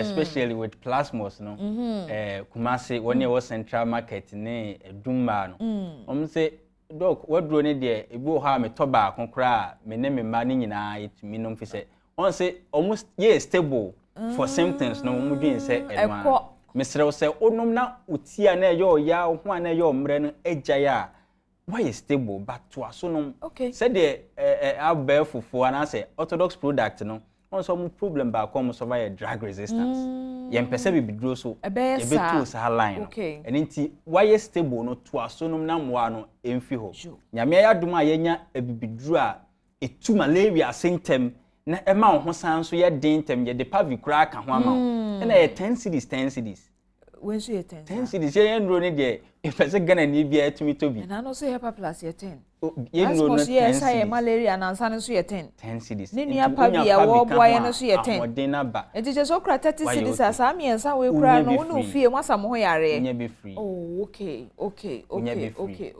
ti say unya pavi ne kra de ka ho de a ahoden bebre wo and 10 cities ti no mo complain say o aduro ne de ba kono me nom ye no ansa na me ho to me ba nso onya malaria wanum bi yese obi so a me ne ton ade one bottle ne nipa be 3 mesrew we are stable to asonom na okay yare na si hunu se ode nansa benom to na esi ho no amanasa ye ba akofo na enom na mpacho eno nso no me ba na wanya 7 years 4 years 6 years ne 2 no wo mo so timinom oh Ghana mra won se mra ye nyina ye kwan akwhya se no o se bibeduro de obi oni 12 years no on penso nti o frɛ a na ye hunu emwa ebitumi aboa se de bebu mra no na emra no so ayadwuma wo okay matwase nti akwaya bibidro no de ne bottle no no design de efe ahwa na ayo safe no ho ane bai ahayi a yenso yetumi ye na Ebenage Herbal Center for wo ayesi ho sa no nti se ne so se eye bibidro plasmos eye bibidro pavi eye bibidro na HEPA plus nso eye ebibidro na sisi a wate pavi ho asem na wate plasmos ho asem kane no a wode na watwem yense o 3 weeks na ekwo malaria na twam Ebenage ayi Herbal Center for other room say sa abrabo no etwam ebi o kra bon say de ya hihya ma so obe na ore kra akofi na awes bi ni ade ore kofi ya na eduro no so wantimi anom andi so ye enti na plasmos abade amawe don hore wan hu Kenya na kosoro nansa wanu mawie waje wapomuden afa wo ho besisi wo ho so yie watumi adidi yie no wo de pavi yi so apɛ so je number na ene sanko Helper Plus so enti number ne bio no 0542 807 907 0542 807 907 and 0542 778 572 0542 778 572 and 0549 297 463 0549 297 463. Sa numbers miensa nyina no baby a wo memu bia no fra ubenya enro miensa nyina bi ato kai ne hye so se eben se baby abekwa koto no bia 10 Ghana cedis nti meko se hwi no ho 10 Ghana se hwi asanren so se hwi yo so bibia ni baby a 10 Ghana ni nyina 10 cedis baby abeko bia tumu garu baby a 10 cedis oba kentampo aflawo baby a 10 cedis and me no kran kemaka ko pe bia tu ato because we did say asem de cry de aba ne se baby wo ho a aya na baby a tun drugstore na say over the counter no e ba competi monopoly e wo ho eno no bia efie ba ku mienu miensa a mo hwe mo betumi aka mo ho abom na mo decide say doctor ha ne nya bi nto ana so mo de man ya boarding na mo agi bi ato ye de besen de mo na mo manom as consumers na eno no wadwen pa abusua maka mo ho abom nsa ne ya battle elections ye pesa asomdwe peace really nti ma come together cross mo pese mo to one box box wo mu 30 say Helper Plus say Pavi say Plasmus e wo mu 30 30 nka 10 cedis no multiplied by 30 be 300 cedis mo friends ye be free delivery okay en fa hone be bia wo Ghana ye best de bro free na ya sanso ache 60 cedis se fatonso no instead of 300 cedis no ye de ma 2.4 wadwen pa eni asomdwe a wapre ama woni e wo ho nti na ya sanso ama 60 cedis se fa ye de ope even e no mama time no mo ye de ma 240 and ye pese Ghana ni bia nya pomde ye pese malaria e be kwa koto brofu dro na side effect ye pese afa na ye di 3 weeks e be no malaria dro da bi e de aba na Helper Plus one dance e ba this week no na e bro adwen na ntia so it mean say e multimedia mo amuni giant ye de nyame ase se mo ye drunk mo ye Helper Plus ye de nyame ase obia ni mo ye de nyame ase the kind of testimonies eba mpanyimfo a bi mo se bebi omo okra no beka se we mo de omo nnia bibidro ni twaka and they call and testimonies omo de ma and say they ba betna ha ne kra susa I see kese obisina ne ba menses for the past 9 months na say ofire fun kra nkwa wo okay o sha say no Helper Plus one bottle na ansa menses na na emba no etumi aba obi nso say na ne ntimu atwetwe no say the last na me de race course woman no a one is mu panye obi say did the same thing it looks like say mambo say race course kuma se kra obi say bia na die na obi akambu maso na o sha say so easy Helper Plus ade na jai obi nso say na I say osori bia enema bi jejina ne bo of course with doctor trotro brofo bi GERD gastroesophageal reflux diseases say bia oya na o sanso aduane jejina ne bo okay o sha say use Helper Plus or senro any antacid vaginum and on felisa heaviness ne on chest bi obi nso say sebe na ne mema asem nkoyi okay onum mema dru ansa na otumi akobe bia so ko otumi apema konkan but osha asema na general well-being yes solid Helper Plus no so ebua wo ho ebua on say onipadua last time na me ka sem bi say obema na kan obema no sure and nti say onipadua ni nyina ye in good standing na because all cancer bibia ekoyi and ofasa asem no e de tu ni tri okay bibia konkan de ama no na me di we sign out no me nka say WHO omo aka sem bia fa general well-being won so baga na hade a enu ni o different ye malaria ye bebre but ye ni bia for general well-being se bi wo hode afi na ebesua Helper Plus no etu Ghana for some hwe yi se mo te se dro bi so no so ye general well-being na no se ene se general well-being na ye adwuma se Helper Plus dia kope Helper Plus top rep ne bo ne nso eye quality and security ne nso ya assured okay na WHO say se ye kan pomodin pa na se well-being na enye se wonyare nko a na je se wo apomodin na emom se onipadua wadwen bibia ye adwuma sesen no bibia ye adwuma yi eno na Helper Plus de ma wo misrew said ye o fem ho aye o mre ase niema bi enkoye wo de duro so de tie bia no pepper plus ne bi yeah that's it Ghana yare ha ye kese malaria plasmos abama wa malaria no so wanya wie na ho ye o wani aha me ha ye me ya no pavi na si hoi afa wo nipadua na nkasa nso be konkan da obeti apo na wanya ahode akọ odwuma so no eno so ne hepa plus mixture enti abusua nema miensa 10 Ghana cedis miensa 30 Ghana cedis onu abusuafo mwasam ho yare sene nso se oni obi nchen nom onu monso a ma asie ntu mixture plasmos no enti anopai Ebenage Herbal Center Pamcho yeda message number ni chat was 0542807907 and 0542778572 and 0549297463 bacho yeda se enti ebusu amene Hepa Plus nkomo twetwe no me de si hanum se na mene Ebeneza Ajiman na etwetwe enkomo eben me da se ebusu ame so twem ye aka me no nkomo twetwe baako me basisia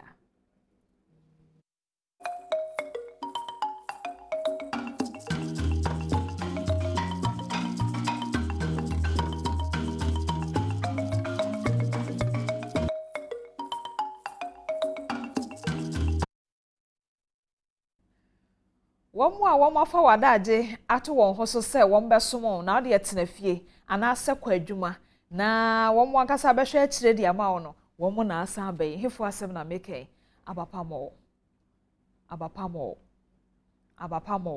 sana na wote ye se bronya yi kura yi che se de opese ode cha bro chefo amo banyina ya na na ayi me bag no me ko we ye no ebro ne ma ne so nti mentumi anto we ya mre star story na twam se ye pesa biem Ghana fo ye hwem kwan se bronya mu bedi abapamo nti star story no etwam na abeti ase no ma yente no ka akum na kase no ora Charles Ohemen ewo maintain wa hanum say anope wono ne director oda abapamo ejimako no ano ora Ohemen ma che na pomo ejidi say ye futusem na brochefo ne de ye adwuma omo de ye adwuma aha omo nya ne sa ma yen omo de omo hu omo gugu ayi abapamo app no na omo de omo nto obohuhu faso enti omo de wo pese wo ye hyehyɛ kura no won de won frɛ mo na mo fa mesia no airport no no afamre aka mo de fia broche na ba na boa no aha ye ni nkomo abapamo GH obi o ha na ne de kan a wotie abapamo mo se yenye de abapamo online shop a nyankopon adom ye de abre Ghana fo nyina unse wo hwe se de Ghana ye niema tie sometimes be kokrum ye kese butubutu enya asem ketwa enti abapamo se Ghana fo mo nya de montena fie na mundidwa wa abapamo wo smartphone a wo betimi akọ Play Store and ase App Store na wa download the abapamo Google phone so na mesrew wo di Google phone so na ebie pe ase oni akiro sign up o de click ho mame okay o click ho a be san bia ma na fa wo di wodi wo phone number ho na wo di email no password e ba be hye na wo bon so a wo say ensa no adwene ne contem enti wan hwe abetimi abo o password no enti ya careful na boni nyina pepepe because your system na your such way say o bo wrong way bia next time wo decide enfa enti wo boni ye dia e be bia ma kama na wetime di dwa wa abapamo fa procedure ne mu bio ma download wo my smartphone so no ma ye de en wo download wo smartphone so a abapamo be bia ma ana so call phone so na wo bia e bia ma wa ya tro sign up e wase wo hu email ne password wo ye new user memfa wo email no password in hye ho wo de click sign up ne ma yen na mbia ma wo e bia ma wa afa na wo be register within phone number email no password ba be hye ho na wa save the camera afa die na abapamo ne bia ma wo it next time wo koso asa email ne password no utimi de ko na wetime bie ne camera direct ko we see time bia enti wo ya foforo yi de download o channel so sa wo download wi ade di kan obaye ne say sign in no be click so be click sign up also sign up yes sign up to be click sign up ne so also sign up answer abapamo mobile app ne bie na afedie wo click sign up ne so ade information e be go na e bia ma e bia ma wa na be hu blenders ahodo wo be hu rice cooker ahodo e bia ma wa na be hu headphone wo be hu home theater so wo be hu TV any phones ahodo na de ye catch Ghana phone nyina ne say at first episode to bibia no any abapamo endi. Okay. Because within 24 hours, abapamo be deliver ma. Baby will be baby will be within 24 hours there. Okay. So bu ho say me here phone, me here agent mano. Me here within these few hours be. Abapamo bit my side there. Ni nyina ne se mempro ho se obekokro yo mempro ho ni nyina ne se ope phone a wo de ene abapamo endigwa either se obeto no ye mobile app ne so anase ye numbers na go screen so yi obefre abapamo wo fra ye beje wo so na de ope so to bia no ye ne wa ye nhihye na within that 24 hours no saka wo hwa ye won krofo a omo insuatre omoto fridge less than we are travel bono mahanta mu enya sem ketwa omoto fridge sa omoto fridge I see less than few hours na ye deliver more nkofo to niema wo boko nkofo to TV omoto blender that no your friend is say Roman father you call apawa Roman father the fridge ni the TV within that few hours no they come no it's the catch Ghana for ne say open niema ye be deliver in time because sometimes crowd fear wo kokrom no with traffic ni ebeti demu ni na we na wase abesra wa wantimi kura nkodi djaba no aduane ebi kura na that moment to TV asay also koto TV ama wase timi hwe football within that hours no one shall ntimi nduko but only abapamo din kita ho a ote ho ane ye de abro wase kura be surprise no ye de bebro within that period na wase fa odin kwa busua fie it the year capture Ghana fo nyina ne say your delivery system there very effective within that 24 hours baby a wo bia enti ene abapamo ye ndigwa na de ope bia na ye de bebro numbers no na go o screen so no oni smartphone e bin so was smartphone no bi but onim kwan a obefa so de be ye na o de o free numbers na eja heme no mo ho won beboa wa ma de kwa a wo pe no wo de bebro ba bia wo bia na no so na wo ka se enya esi efi awie no na se enya ye dan dada no amu ye fa se yen sesam kakra titu kra bronya ba no so mo wo ho misro timan ye de se we su fi awie anya uhia nkunya wo ho no kre uhia nkunya ewo fie abapamo ewo nkunya papa obetimi aba beto uhia TV wo ho abapamo wo TV papa obetimi ato uhia curtains in fact a back kitchen so crowd ya uhia ye wo double decker fridge ne ye wo ahodo dan no because me table top man ka me peno double door and I'm say men ha wo ho because abapamo wo double door bi is a table top style bisa no say the enkrofo ni je ho no na nakwafo eto okay oko wini ba omoto in fact suhunfu oto ye deliver more so so enti de obihia ne say obefre abapamo obi ho obeka say ontimi oni mobile app na so oni smartphone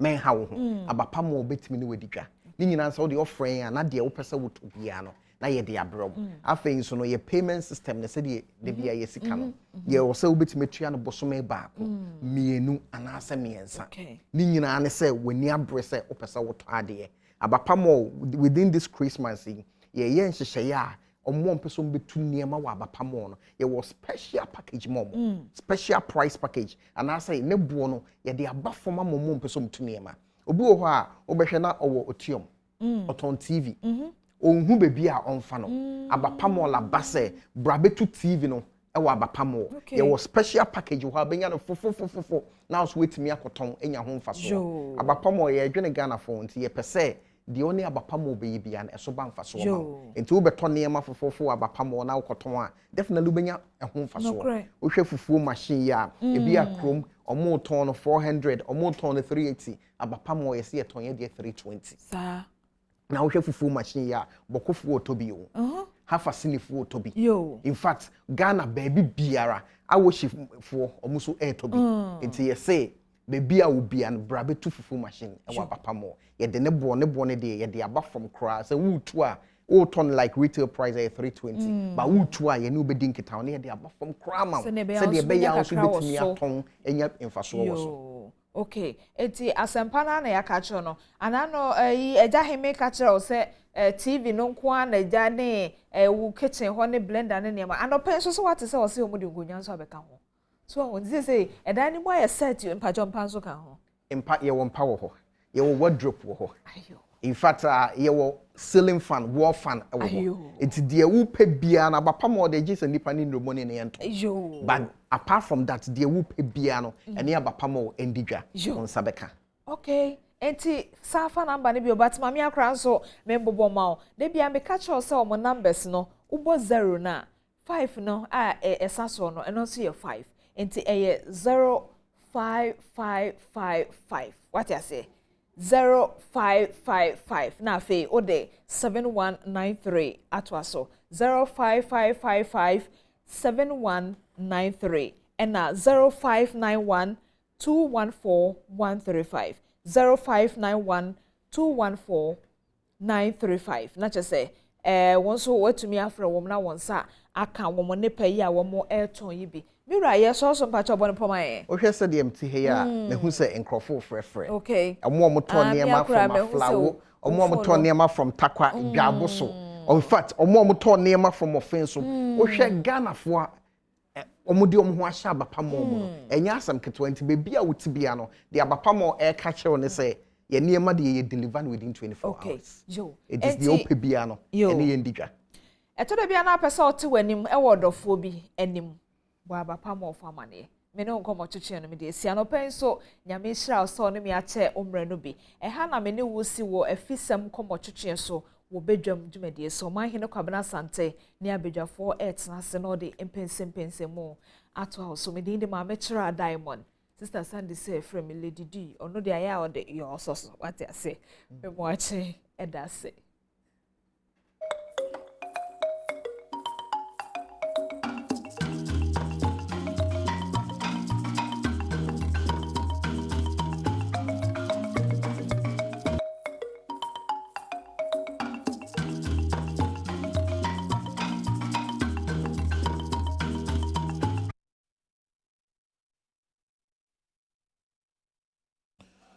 Diamond try that se ultimately din komo kama na afi yenso ye to aso anam say be minute aduana enum ntem pepepe ye de komo no bebe wi ye ewo eye bedwam dwumadi so make out say Greenfield Scientific Herbal Center for Adaroma Clinic for Adaroma ana san komo ye de brand no chin so no eye Mr. All Properties Limited wona so ase o kwanso nko say ye mfa san komo we America Mr. All Properties property development and estate management won komo Assembly, okay. Private sales, and consultation and advisory services. Ebiana oton wo japade, uhia kwanchire, uhia se obi betu fo, ebi so apeso oto ana oton. Dede bia ni ho na afi mansun bia so eni ho Mr. All Properties. Ebebo amodi se adwuma. 0248 500 495 and 0500 042 966. No team ni one edin kita ho. Greenfield Scientific Herbal Clinic in so say Arabia dane kranko de da osubiano fa ebedan homna entimin koyi emfama enti senyu koyi one other roma anasa nkomoyi yede ebro quickly yanko homans na sector minister information in wi yanko ni embra back to studio yemeto aso dimya fo kojo pon kroma machi apom ti say well nyame adom boko na Anope, I'm seeing this surprise flyer of nation builders, no? Mobile an update on COVID. Any Nyoma Hodwa Ifrimuba. Is that the case? I'm correct. February, I started COVID.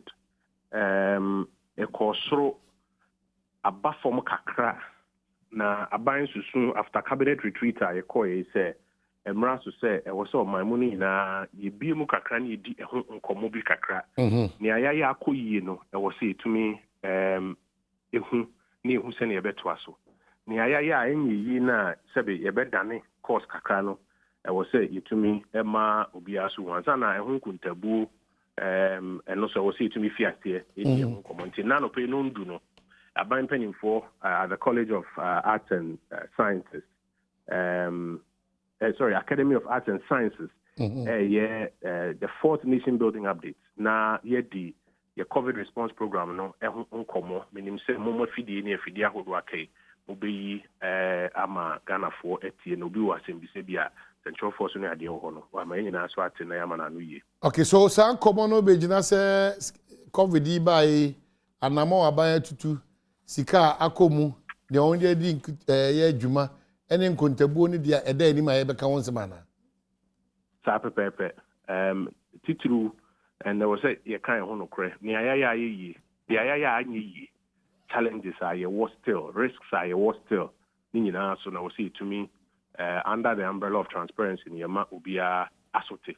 Na yede boy ho bra tini nyina no anopai yebe go abontin no ndu ewo Academy of Arts and Sciences. Well, minim say oka wona edi dwuma ho nti ebre ni hosa, but quickly ma me hweso betimi aboa me a na no yekodi nkomo ene mampanyin a ene hosa prese obasa ba banwanem na okansem ba komyeni bi fa eye yesika 7 tutuye ne bosia bobi nkomo bi ma me minute si ma be ba ko bi na afeti na hweso betimi aboa ayi ano de amamia nti minute ba ko ti na ensamra back.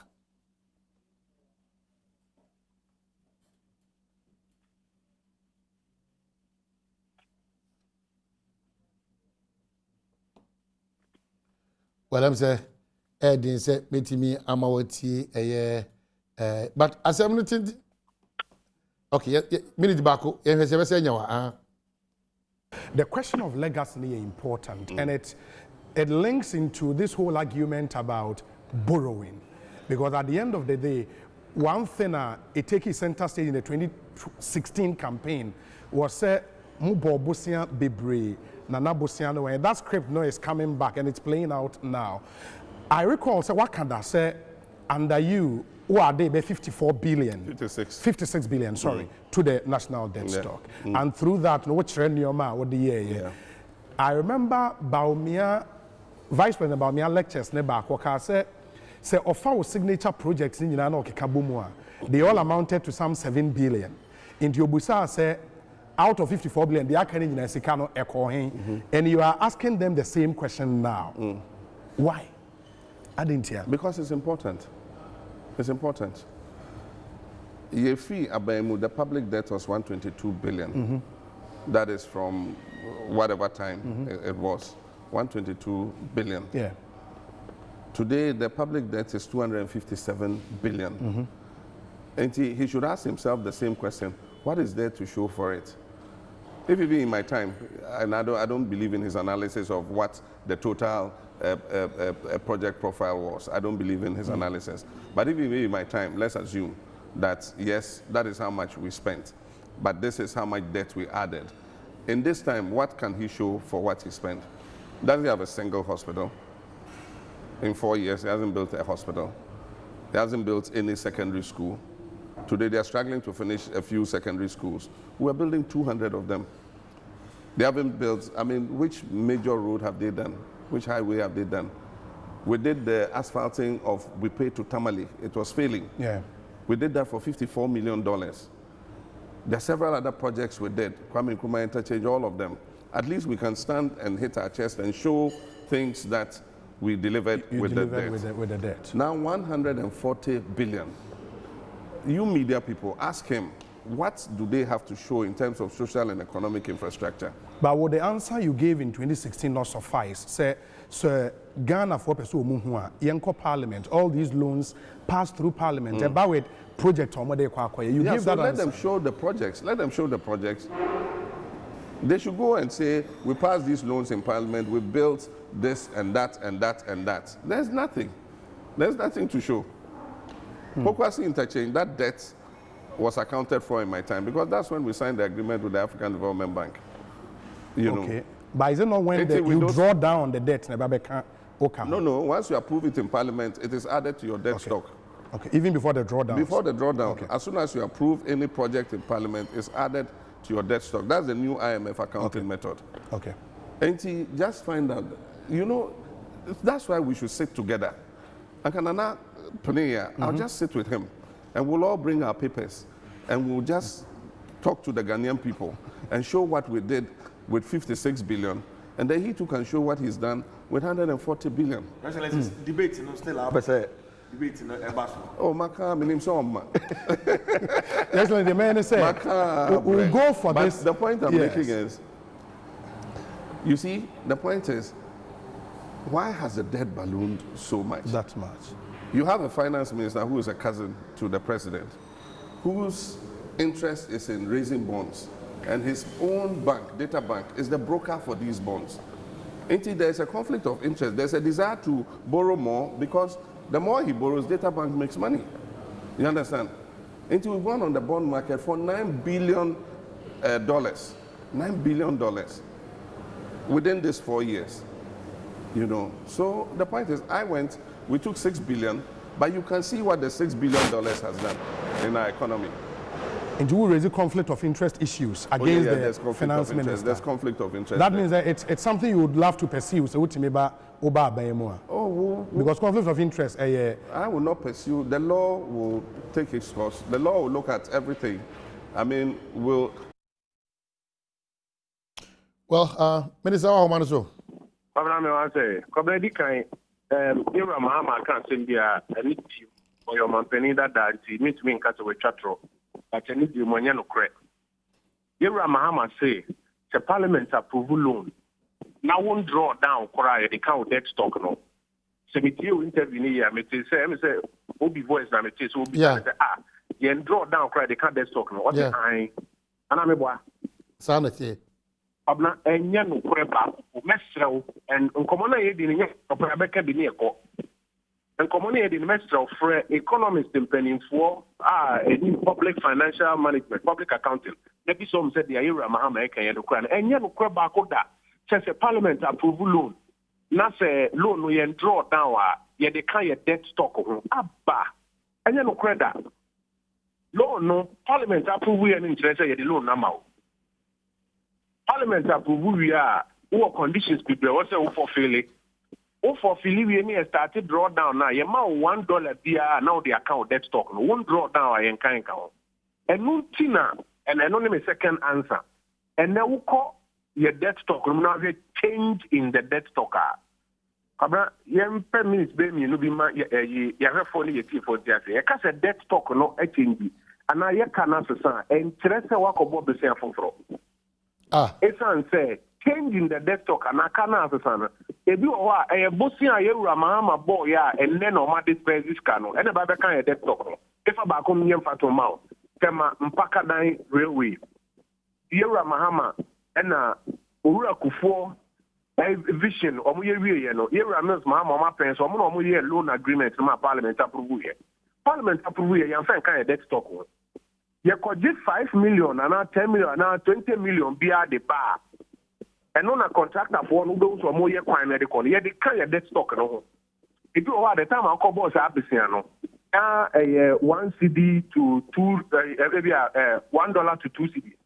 But now at the time I hear this best because of project timelines, you know, I could do by 5 point something. Into who be saying our bono. And they hear this best. We're going to say, yet a man pack a danquano. It's a who say a canna son. How do know who babies I say, man, who say a canna son? Tell me at the full for our DIR. Open some catcher and say, what you are aware, say.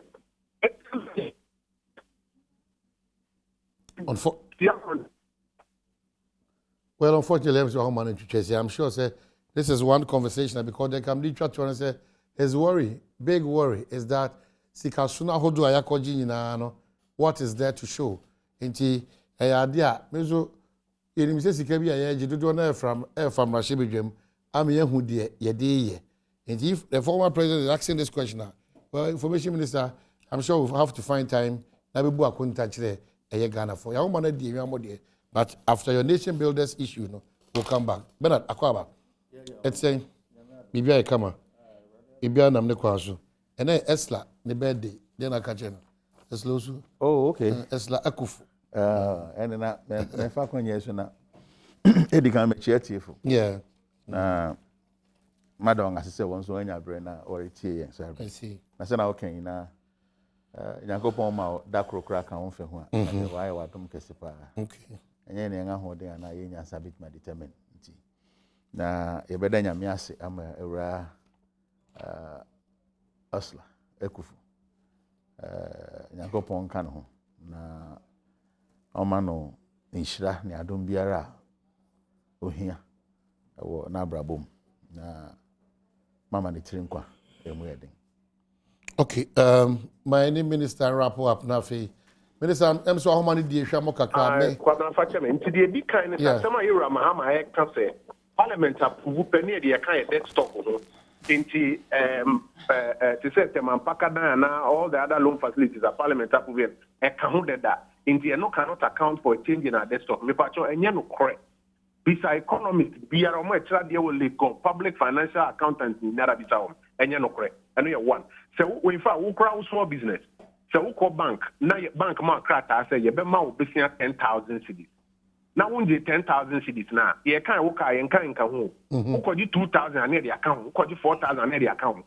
Into yes, right? And commercial credit facilities. You could see kind of boom and Ghana by yet disbursing in tranches. The tranche be a bed disbursing be near the account. If I chose as a no correct, you're a mama, yes, no. So no one can say campaign time they ultimately trophy money there, but yes, Ryan cannot correct. And you one, two. And also the man who said, projects ni bebre ho na a disbursement of old loan facilities. Ebi na mama to say temam pakadan die.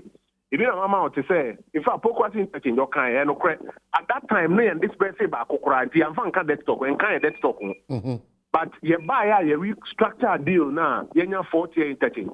Every security on bed disburse bia na e be kan debt stock. This all beside say change in debt stock na then ye dia one kasa project ni bi o wa ebetumi appoint church say ye di area ansa na number 3 yan kasa so ya obesia ya disburse ya mine to say eurobonds in particular ya disburse ya mine and who kona koji 3 billion me na me Holland 3 billion ya 2-3 days almost year transaction disburse ya hit your account but change in debt stock ebeba into yesre yan kan no correct. Finally we analysis now change in debt stock no about 60% of it.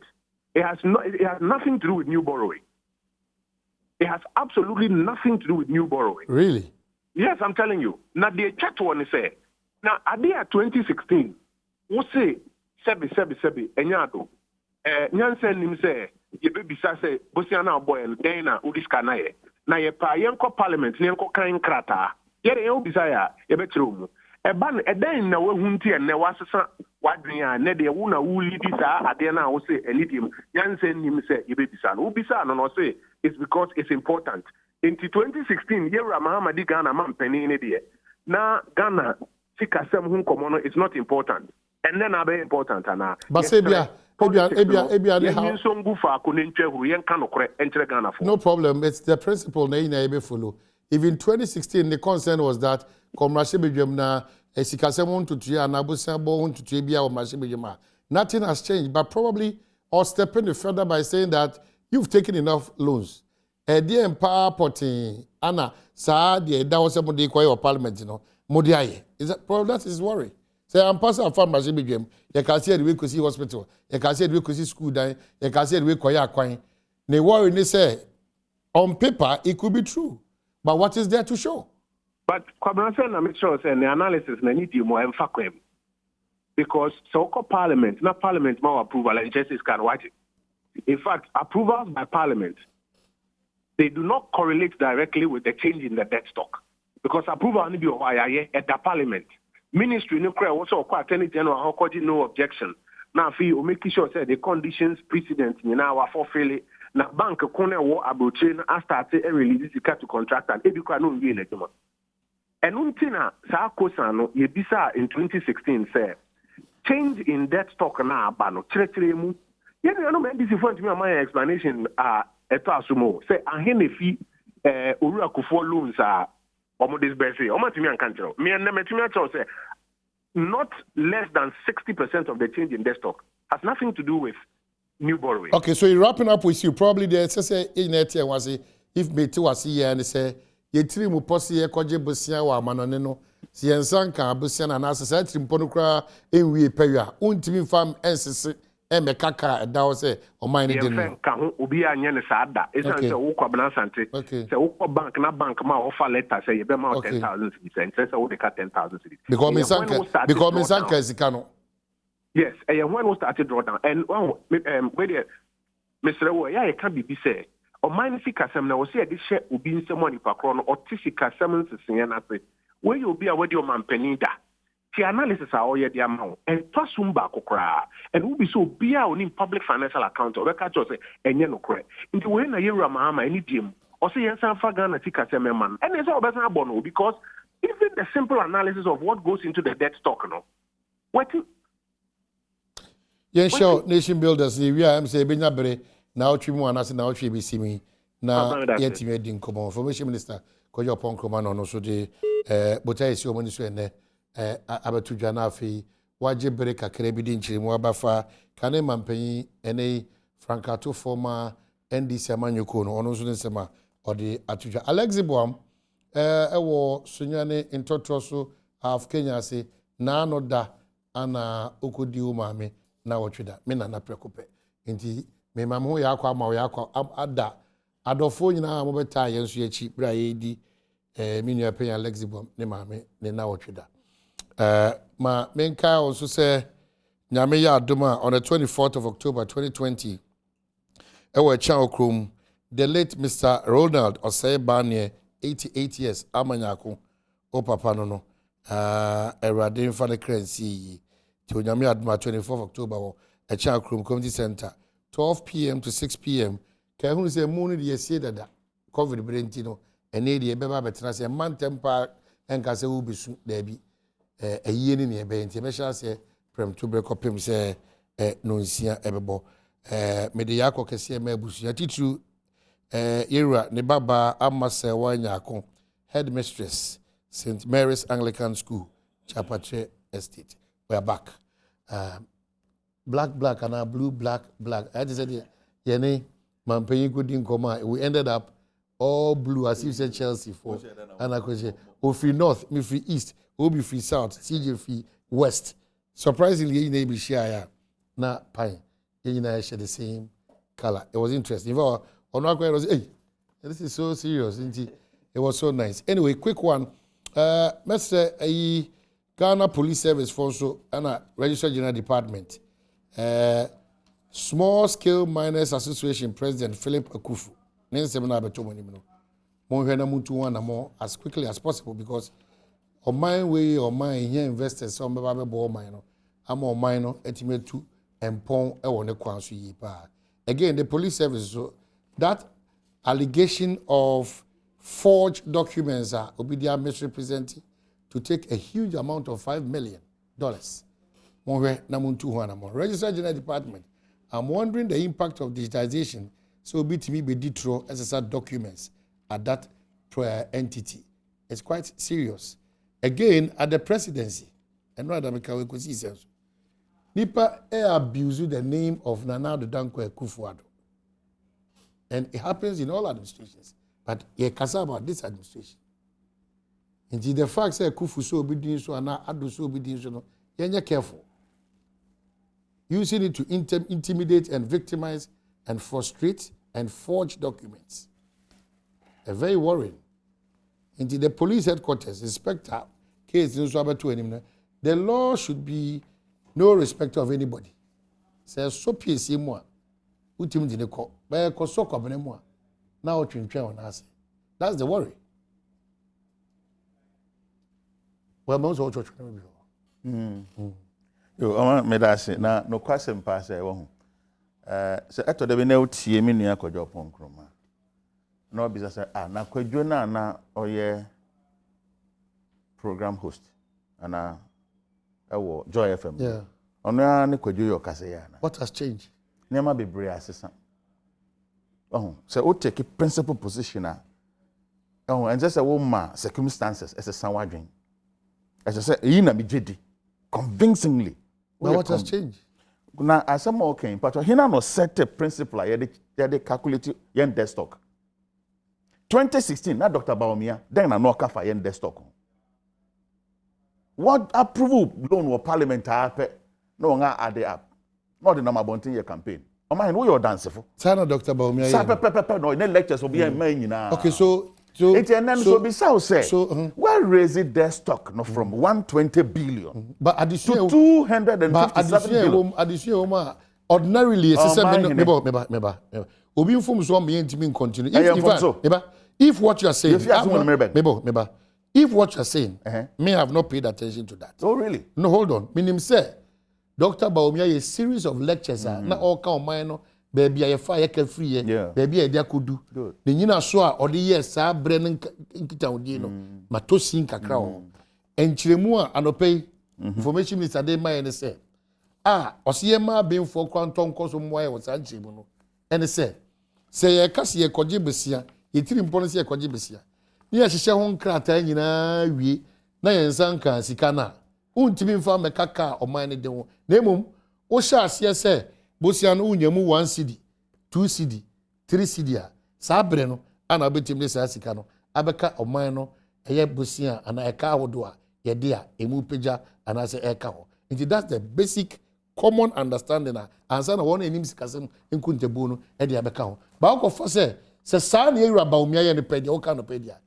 ene na je se how wom ha ben na wom how wom ni se wanyina de wiase nyina agi atum se ye bebu ana ye besisi se oman bi de car e de sa papa za ni pa kona se sa conditioner se sa kuntebu ana ogina mama kasa sa ni pa kona odi se adwuma se ne obegina wanim se to aba mana no kwadi ben na obehu ono ho a obegina so ato aba na man sa ni pa kono MPP political party no wan ko gina ya ne dangachi bebe no kokan yo organize lectures upon lectures enti no ye ni nyina na oredadao sa bre no students ana address wo na what I saw contest no mana it is yen nyina so nsan to aba ma won say wa yen kontompo for the nabraba for and no waka asem ochina was someone won be wa was san say someone anu ya na Obeka Dr. Badwam Kriya ko kan say Ghana under President Mahama net debt stock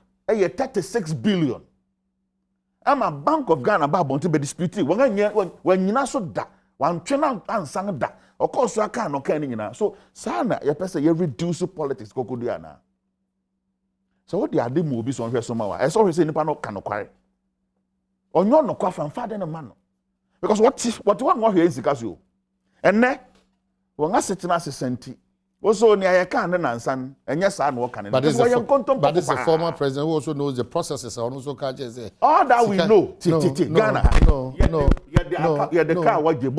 I'm saying that this is a former president as well. For 8 years, he's been privileged. What no money si kasemo tutu ye, ehu no money si kasemo tutu, ehu kwanya ye faso a si kasemo tutu ye de faso. Ono so busa say, yaje busia aja. Sika no hindi ye de ebra ye wo 2016. Na Ghana yenka ya bo. Fabosie na Ghana yen desktop na ye bisa hunse mana na ye misa. Nobody stops you from asking those questions. Obi ansi kwai. Enti den na President Mahama from so ben why so bisa say monche na mo disika bebrebe na mo je na ba. Obi twasa tio anopa untie mi nkomo ni yi. Onkoma wudi no. Enti uje bo say sana wo twa na esa bone. Meba obi twasa. Enti ye sabone na. Meba tie nkomo ni yi no wati me di nkomo ni yi. Me say we ye mampanyi a watena konwa so pen. Untimi nkan kire me say onim de oka. Efi say ansana na nakufu ado betena so no. Na sa mampanyi na tena so pen. Enti onimamamuo animu hihye animu ntutuye. O sa nimdie no ansa kwa na ado betena so. Ti sa mampanyi no ebusa asem ana oka asema. Anka ne femu no yemfa ni kra hwe ni minu ana yemfa so ntie ni because yaji tu mpreko pese sa na sese etie. Ti sa mampanyi no onim se sa sikasem ntutuye nyina no.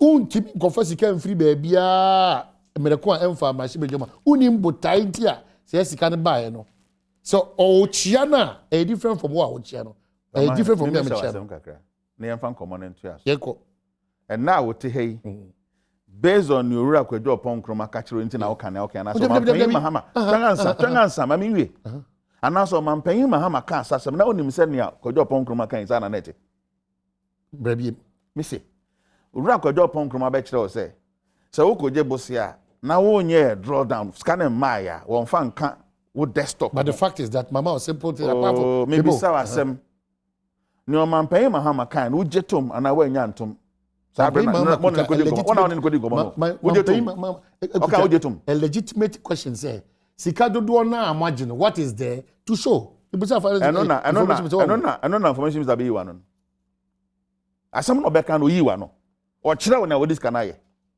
and now say na that drink ne say no man pay Mahama aka no nchia na no mfa nka asem mo be sad based on a particular principle say bra wa ban mu no na nkrofo be say say ene awode oman ne sika aye no kiremu ne yata wo so be say won so mra no ba kirem enye sa na asem ne koten ya te say ubisa question bi a bra wo wa ban mu no now opposition then ebisa us question no ano ya dem a won say oh ye wo government assurance committee a won na sometimes ukoje bosia because no can say bosia na yakwa koje no won fa me ye hweye no say yan fa nya hweye den o person ho niam ayede ya there's a particular committee are responsible for animal no o parliament bisa won say e yan pass me koje discuss progress adi man fa nya na enya say wo allege say sika no makwa uja be abedi o Ghana ha no ma Dr. Badwam abeka to say Ghana ha sika tai happy why you more Bank of Ghana da enti yan nye bosia so e betima develop Ghana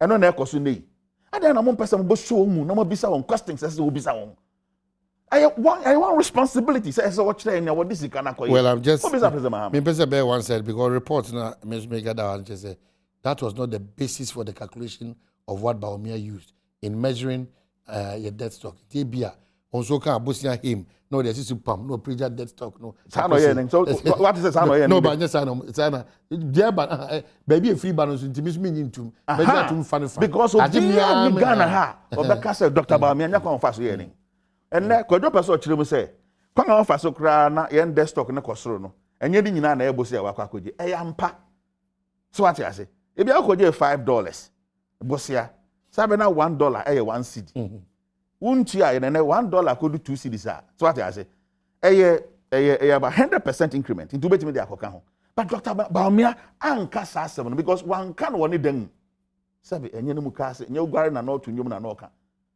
organize a public lecture and obejina ho ka asasem no kire Ghana fo it is the same yardstick the same measure and anke be say the measure ho ni ebisa won say question na obisa na nansan say legitimate I don't need to be bisa Baba Shah obi busa say na John Dramani mama won so wa mamu no na MPP so opposition na uti budget statement me ba meeting MPP bai no meeting the be a obi jina no ka o man ne ka ni sanko say oba sha odi sanko mo wi no obi su busa ne say yo onu so nim say owo aban mu no say MPP for so bo omo ho musuo ebeka say na sika dodo ya waji e de na ode ya na ono no yi ano na ode ma omo sa aban was that sika bia ni wa okoji ya mfa mrashi bejom enchire ode yi woni mi na mabu no pese otie de no bejom tie na mabu no pese otie ne say John Mahama buy no oje bosia but there's a principle oje bosia but there's a principle John Mahama let's not drift from the principle go bisa John Mahama na man ka say bosia bia ni wa wakoje oje bosia obisa say den no de no obi busa na say bosia de do se ko mrashi bejom some na me kan went yeah obisa ne say bosia okoje no den na ode aye o se me de aye yo so de bi odi bi aka ho enya sakra na kwa eni wanya value for money audit enti yenim se sika no kra wakoja abedi ena wada soka yen nyan ma ye no ntia kan no wada soka wo bai won age bosia e doso chenya President Mahama J no insima bien insima ni mo se den bien twice what President Mahama okay so only Dr. Badwam be ya a list of nyoma odiaba in response to the former president name of flag bearer ebusa only be adwin because we provided the only bosia na mko jena or the ba me be enrich ya da provided yeah enrich ya we provided the omudi ayi na na o de abetu abontin the the abontin emu ne we eno na ka won tracker no ho na se me kika bi nchire wana bi yet say na we 751 kilometers of asphaltic overlay, largest in history. Tema interchange, Tamale interchange, Pokrasi interchange, PTC interchange, Obechebilamte interchange. 79 steel, concrete, and footbridges across the country. 46 of them are completed. 46 cocoa road projects completed since 2017. Bimbila Sagala Road, Gushegu Nalerugu Road. And it continues. I think it continues on and on and on. It's not kind of a convention. 600. It's not about me. It's about a question that a former president has asked. Media minimum. And I'm saying, President Mahama bisa question when Mr. Man. But I idea say ever into the public domain. Na menena. But who say a public domain in Parliament? Who do me fancy you? Omahini. Because ask me say now Tautono in 2016 and can me miss question there. That say eyi de mu misa na ho nhia because mo ko parliament am nsa bekenti mu nya eka kopim se me ne wuti hoyi ha na no meti se mo ne Dr. Badwam yakasa wa e no catch so wo bae no na President Mahama kra assign loan agreement bibia wo nga approve mpo awie de da e wo parliament November 2016 ode aso kra abofoma wo nga fi adwumadi na se ojetum oka apokwa interchange kan Omahene. It's Dr. Badwam samba be gina ho bi no ka to pokwa interchange no. E ka won bosse a wo bai won abeje ho a. Omahene wuti we wusi sa asemi ato adwen. Wo ja to. Debi menchi asem sa. Mechi ane den. Menchi asem sa. Wo bi so bi se mama wo srenga bi sa. Cotton cutting ne kokobro. Twen kokko ngato ne cutting brem. Srenga bi sa. No ye obegina ho no so meton cutting sring ba ko. And I'm talking about sing back. Uzo se wa kan se tie no ya ne. Da bi na so na me ba. Ese se ntimi ma e bra sika na wo de koton kate e de kokko no nsan kai. Enti ne awususu ne se so saa ne yenye debate na ne nga na. Da bi wo yira kwan no. Enkuntebu ye fapem. Ehun yi. Enu ntina. So wura gojo ponkroma be gina ho. Na o kan sa asem obeka try. Na uja no me pacho oresesa ono ne principle. There be utie se eyetra. Eyetra kra. Because hold on. Okay, yamfa say ya bank kuntabu a. Yamfa kuntabu. Ya ba omang ne kuntabu a. Ina na so obu. Yamfa kuntabu ba komra. Se ope okoto pen miensa. Ya ji atuma ye ho nkrata se ye be ma pen miensa. Onsanka pen miensa na ojitum se wo pen miensa. Debbie. Ujituza the question man tell us me see uhia pen miensa ya nkra ho nkrata nyina edi adanse ye de pen mako miensa be ma e bra on sanka pen no utimi ka se pen no wo miensa wonim se nka nkomo yi baby a wo person ke yemfa nko no senka nipa na wo pese ye de ko no ogina asa kwan na aso e na ne nansa odi sankomo na nka yi ye misa ho nsem because they come out down that. Exactly. As to say, obi akoje bosia. Yetime kan connect bosia wa bo ho. Ana ye mfa kan bosia wa bo ho a. Tieni anka ne kwan so no na nka sa na se fa nenen. Ba merben ni be fi ase afa ne sa. Enne ne mfi ase mfa ne sa na. Wo nipa ko na o kasa sem ne nansa no. Na nya sa na ogina so calculate o man na bosia nen. Parliament approval law na pe. Oh, won a kire waka ho. Na me kire say Dr. Badwam in particular edu be kura o calculate kwan a o man no yen bosia akwa bosia wakoja watua nyina no o kanka ho bosia sabre na ban akoja watua Dr. Badwam be no kan desktop o kanka ho because ya bosia wakoji enuti na ne breso no na Ghana yen desktop was around $36 billion. Ma onso nya kwanya ne ya hwenim se ira ya aboabin asamwa adentan machine bedwani ba be kan sabat enim die ntia ebepem sabre ka sai ontimi Andrew and say but Greenfield for egusu boy en kai say ya de bia da ne crank down so bia fakodan ona oni nyimfi oprekope emfa ma usisi ne ye oya eno achi wa ho odin chichu odusi ani ma na abafom ana senjujue esiche yare koku su di unya Greenfield Scientific Force we akwanya abeto ho ma so wetimi ne wona din nkomo one the only abadwaso for Bright Soldier capsules and have a Bright Garlic Plus capsules. Ebia ojuma ADD boa ni peduano free 0243 983 906 and as 0261 651 898. Sounds on Mr. All Properties number ode enya on 0248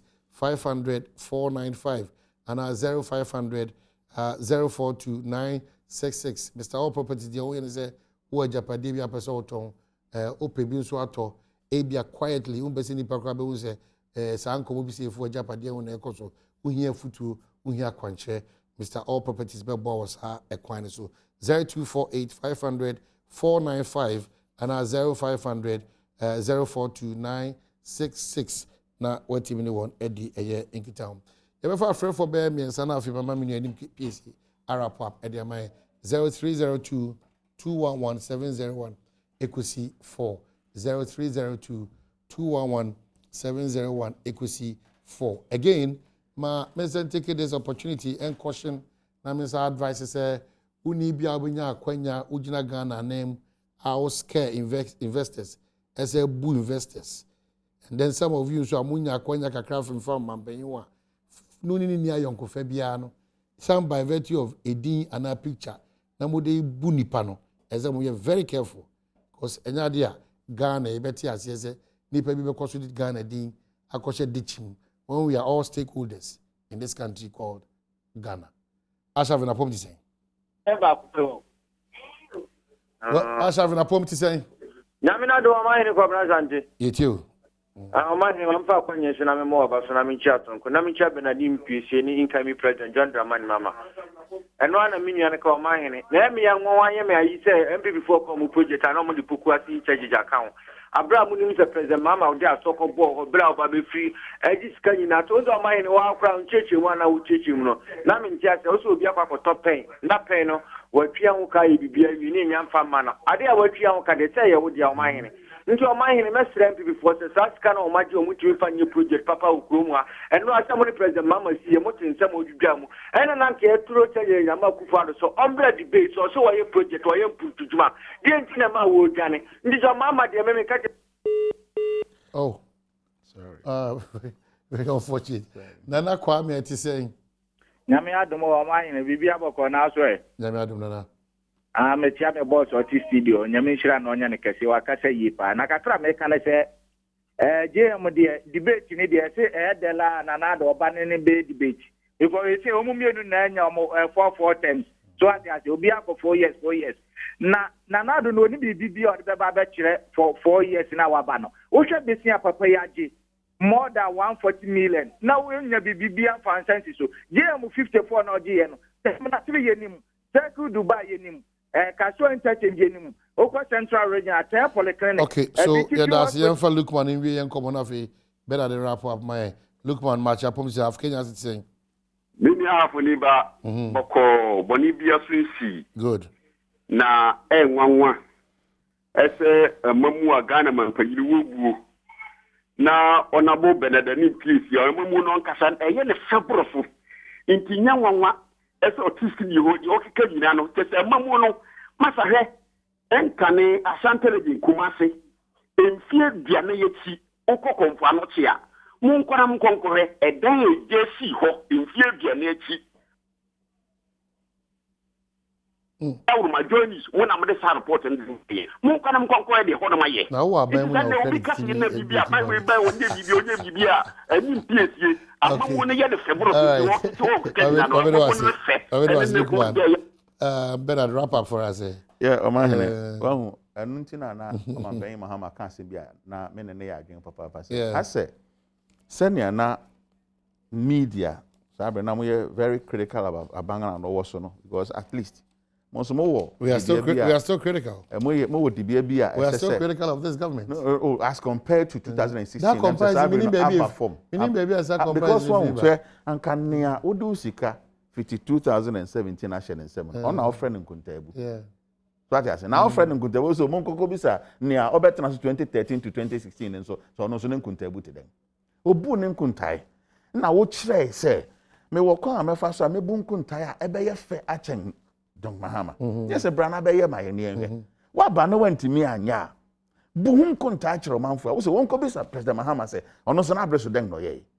And how then ya manantu asopreko. I don't know make say brasu say ye de beto to ho ne ahwe President Mahama mfia na ye de ma no sika okoje oni anka say jatum say ne brasu no opagya mu ba 56 billion ye mu bosi okwa amortization no mo na interest payment gina kan bi enso na wo se won ase smart borrowing ni nyina kan bi wo se won ase and na wo bay wo se fe won de ye mo fa kwati kwan bi so no won fa nchire mu nchire o ma hine na enim ne say aban ya breso Ghana yanka a pay off 120 billion to 257 billion. Into you 120 nifima and you can know about 237 billion. SS will be hunkun touch. Now, no, you say, you could dear Bosia say, yeah, the circle, yes, Adi, the circle, yes, Adi. President Mahama can say, me, no say, very, very instructive in your power. Now, Bresono, 2016. No, two didn't say, oh, yeah, Commissioner General. Because now a commission project, now, we now, President Akufo-Addo, I feel don't know do it then. Oh no, then general the man. Minim the operation. Oh, President Akufo-Addo defend no dokati so do. efe no cut sword niema osusu se so odi bebu nkunta che Ghana for 4 years e de man no ba hwe nkomo bi koso se mo anhwe ntu na mo media o china bi eno so be kwa fa site nye ya asanaba MP people buy no 52006 also fair baby take or pay agreement na bo man ne ka sika bebre o man ne ye bisa se wo mra abonte mekire se e be a plant A or B and one year yes answer o se mon ka ho hwe wo so nga solve dum so no solution no wo man mekire se de A or B and S ya na solve dum so sa question e hia mo anhwe asa nkrofo ya no mi o try na de chen o be sesa narrative wa ji brehwe so be das pi na Alexi Bom so mensa na ma me fa kwanye so no wadaro ma me bi akamti na bon say me shesa tutum yo wo friend no akosu yakobi mo yakobi a me ma me pa ne ba pa o ye madam fo pa wo friend no Hours International yeah wo be na yi ye be yi no fida na ya pen crab me da wo tutu kwapem nti yes na me brother ba kon so no film last year be din 1 year friend no Louis Shabash din I this friend all right na madawasen so na mechia onabo ya boaben bebia wagun akoshe bia no mechia na no pay yeah there will be bia so ase Adom TV